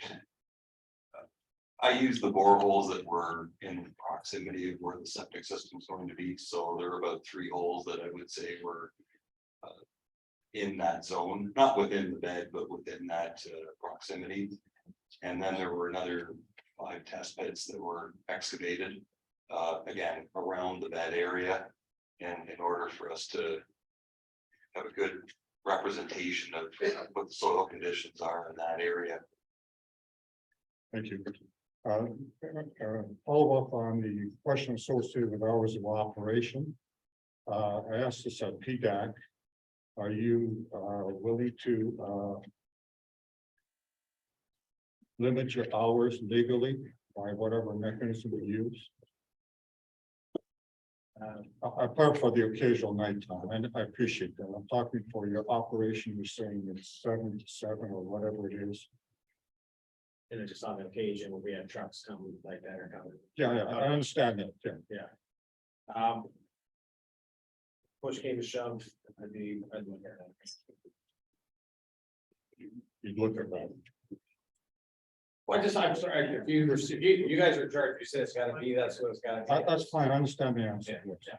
Okay, the next question is, one of the residents talked about the flour in the building and being a explosive matter if it's loose. I know in flour mills, they have all kinds of explosive fixtures, explosive receptacles, all that sort of thing. How do you store the flour in your warehouse, and does it require any special care for explosion? So you're talking about my customer PH Milling? Yes. So PH Milling, we store it the way they package it, basically it's in paper bags, straight wrap, it's on skin that's 4 feet by 4 feet. And the only restrictions we have on it is to have a sprinkler system. That's all the questions I have. Thank you. I think what I've heard from council is that we'd like a component of backup beepers included in another noise study prior to coming back to council. That's important. Nods ahead, I think that's a fair statement. Sure, go ahead, Councilor Bailey. Yeah. Just a follow-up question on the hours of operation and from a staffing component, we're hearing a lot of worry about a huge influx of staff coming in at, start time and leaving. Is there opportunity for staff to be staggered in the mornings? You say, half the staff come in at 8 AM or whatever the start time is, and the other half an hour later, just to help with some of that traffic. Yeah, so that already exists, but we're not a strict 9 to 5 facility. We have some people that come in at 8 o'clock. We got some people that come in at 9 o'clock. Some people do work from home, but we're not hard and fast, like you gotta be on site at 9 o'clock.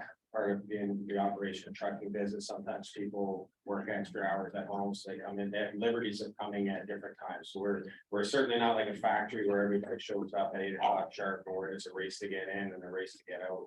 It's just part of the nature of what we do. There's trucks in the roads, so drivers need the assistance, so somebody might stay, like technically their shift till 5, they might stay at 5:45, somebody technically might work at 5, they'll leave at 4. So there's certainly not a mad rush, and due to cell phones, as long as the person has a cell phone and they're accessible, they don't have to be in the office at a certain time, otherwise like there's a major problem. So we already are staggered, and we would certainly communicate that to emphasize staggering, and I just want to emphasize, there's so much concern about Gilmore Road. If we are told that we have to go up Gilmore Road, I'll put that pork chop in and I'll force people not to turn left. We'll put a decree across our employees.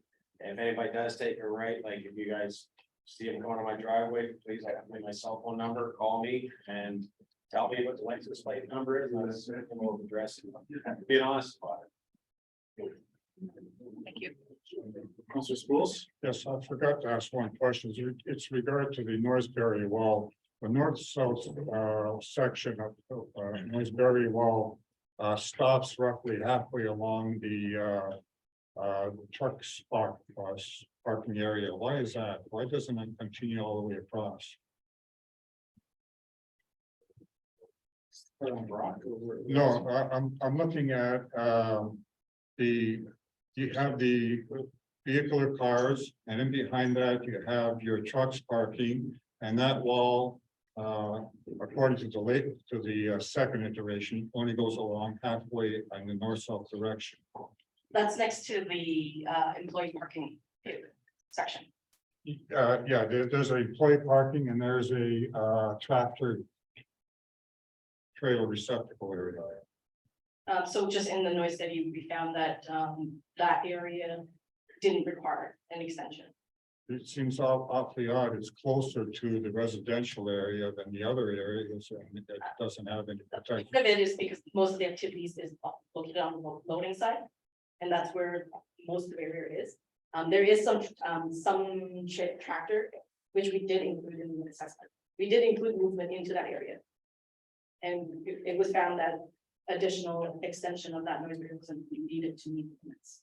So just a comment that if you're gonna include the backup noise for the rest of the site, I think you should look at this because that is very close to the residential. So if we were, when we are gonna assess the backup beepers, it will be including all areas where trucks will be active on site, including that area. What I think the counselor is trying to relay to you is even though it's for personal vehicles, you'd like to see that fence across further to mitigate the noise. It's not for personal vehicles. Personal vehicles are here and that's, I'm talking It about. sounds like they're trying to say that the trucking impact will only go to where the fence goes to. And I have. Your concern is that it may not, the trucking. With the beeping away not. It's the shunting area. So what the council's trying to say is. And my understanding is that you'd like to see that noise barrier fence extended. Towards Gilmore, Correct, right? Yes. that's my understanding. Because.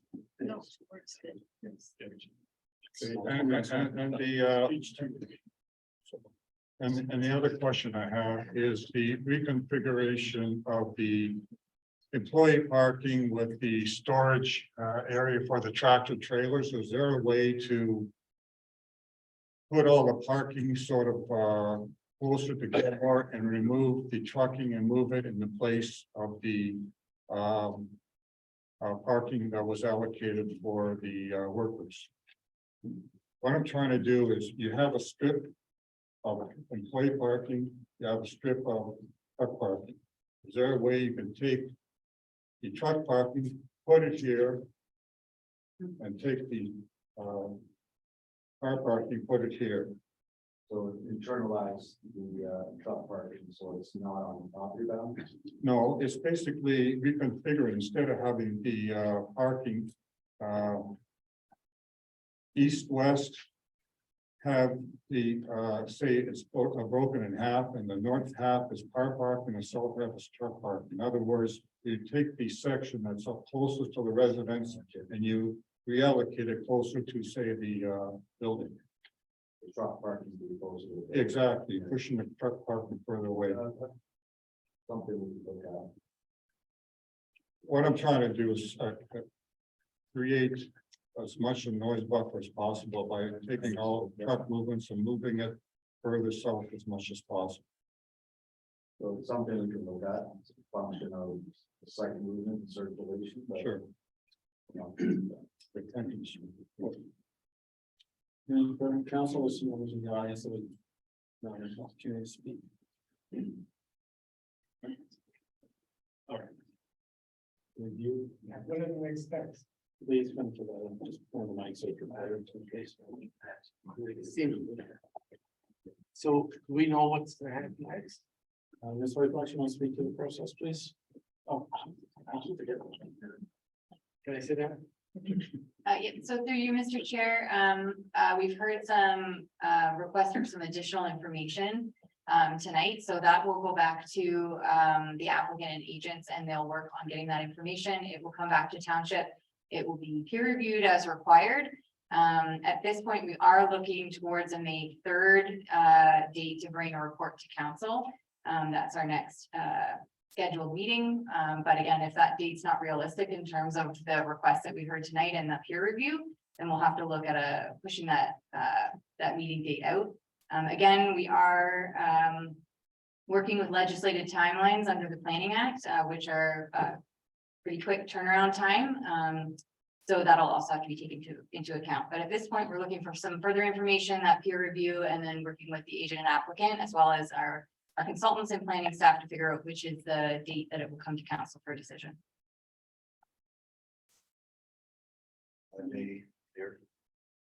Just to add to that, we've heard a lot of great comments that I do want to thank you for coming out again. and appreciate all the comments. We will certainly reach out to Blue Triton and we'll certainly have that meeting.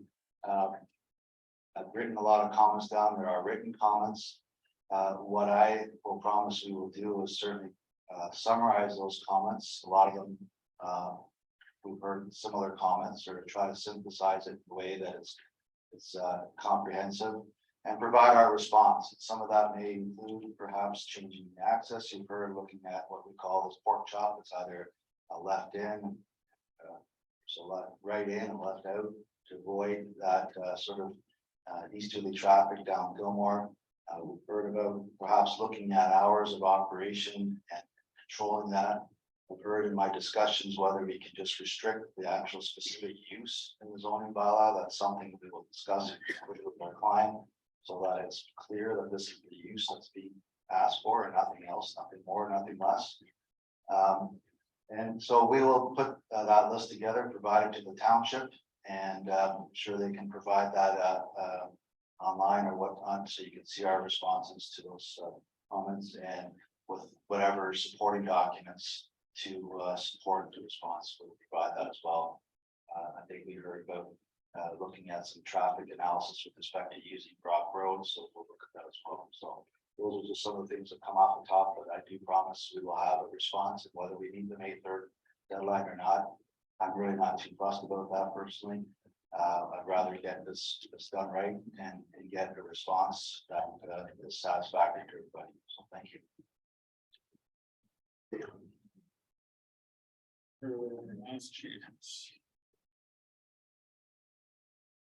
The consultants would like that.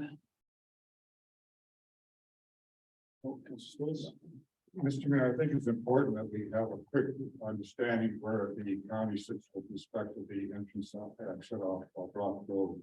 It's very important for all concerned. Yeah, through the chair, I'll talk to road staff. I'm sure the applicant will as well too. Thanks. I declare this public meeting closed. Council will take no action on the proposal tonight. Staff will be reporting at a later date with a recommendation for council's consideration. Wish to receive further notification of this proposal, please email or call planning@portsmouth.ca or by phone at 519-763-1226 extension 4, or contact township staff during regular business hours. Only those persons who leave their names will be provided further notification. If you wish to speak to the proposal when it is brought before council in the future, you must register as a delegation with the municipal clerk prior to the meeting. All right, thank you everybody for coming, for your patience.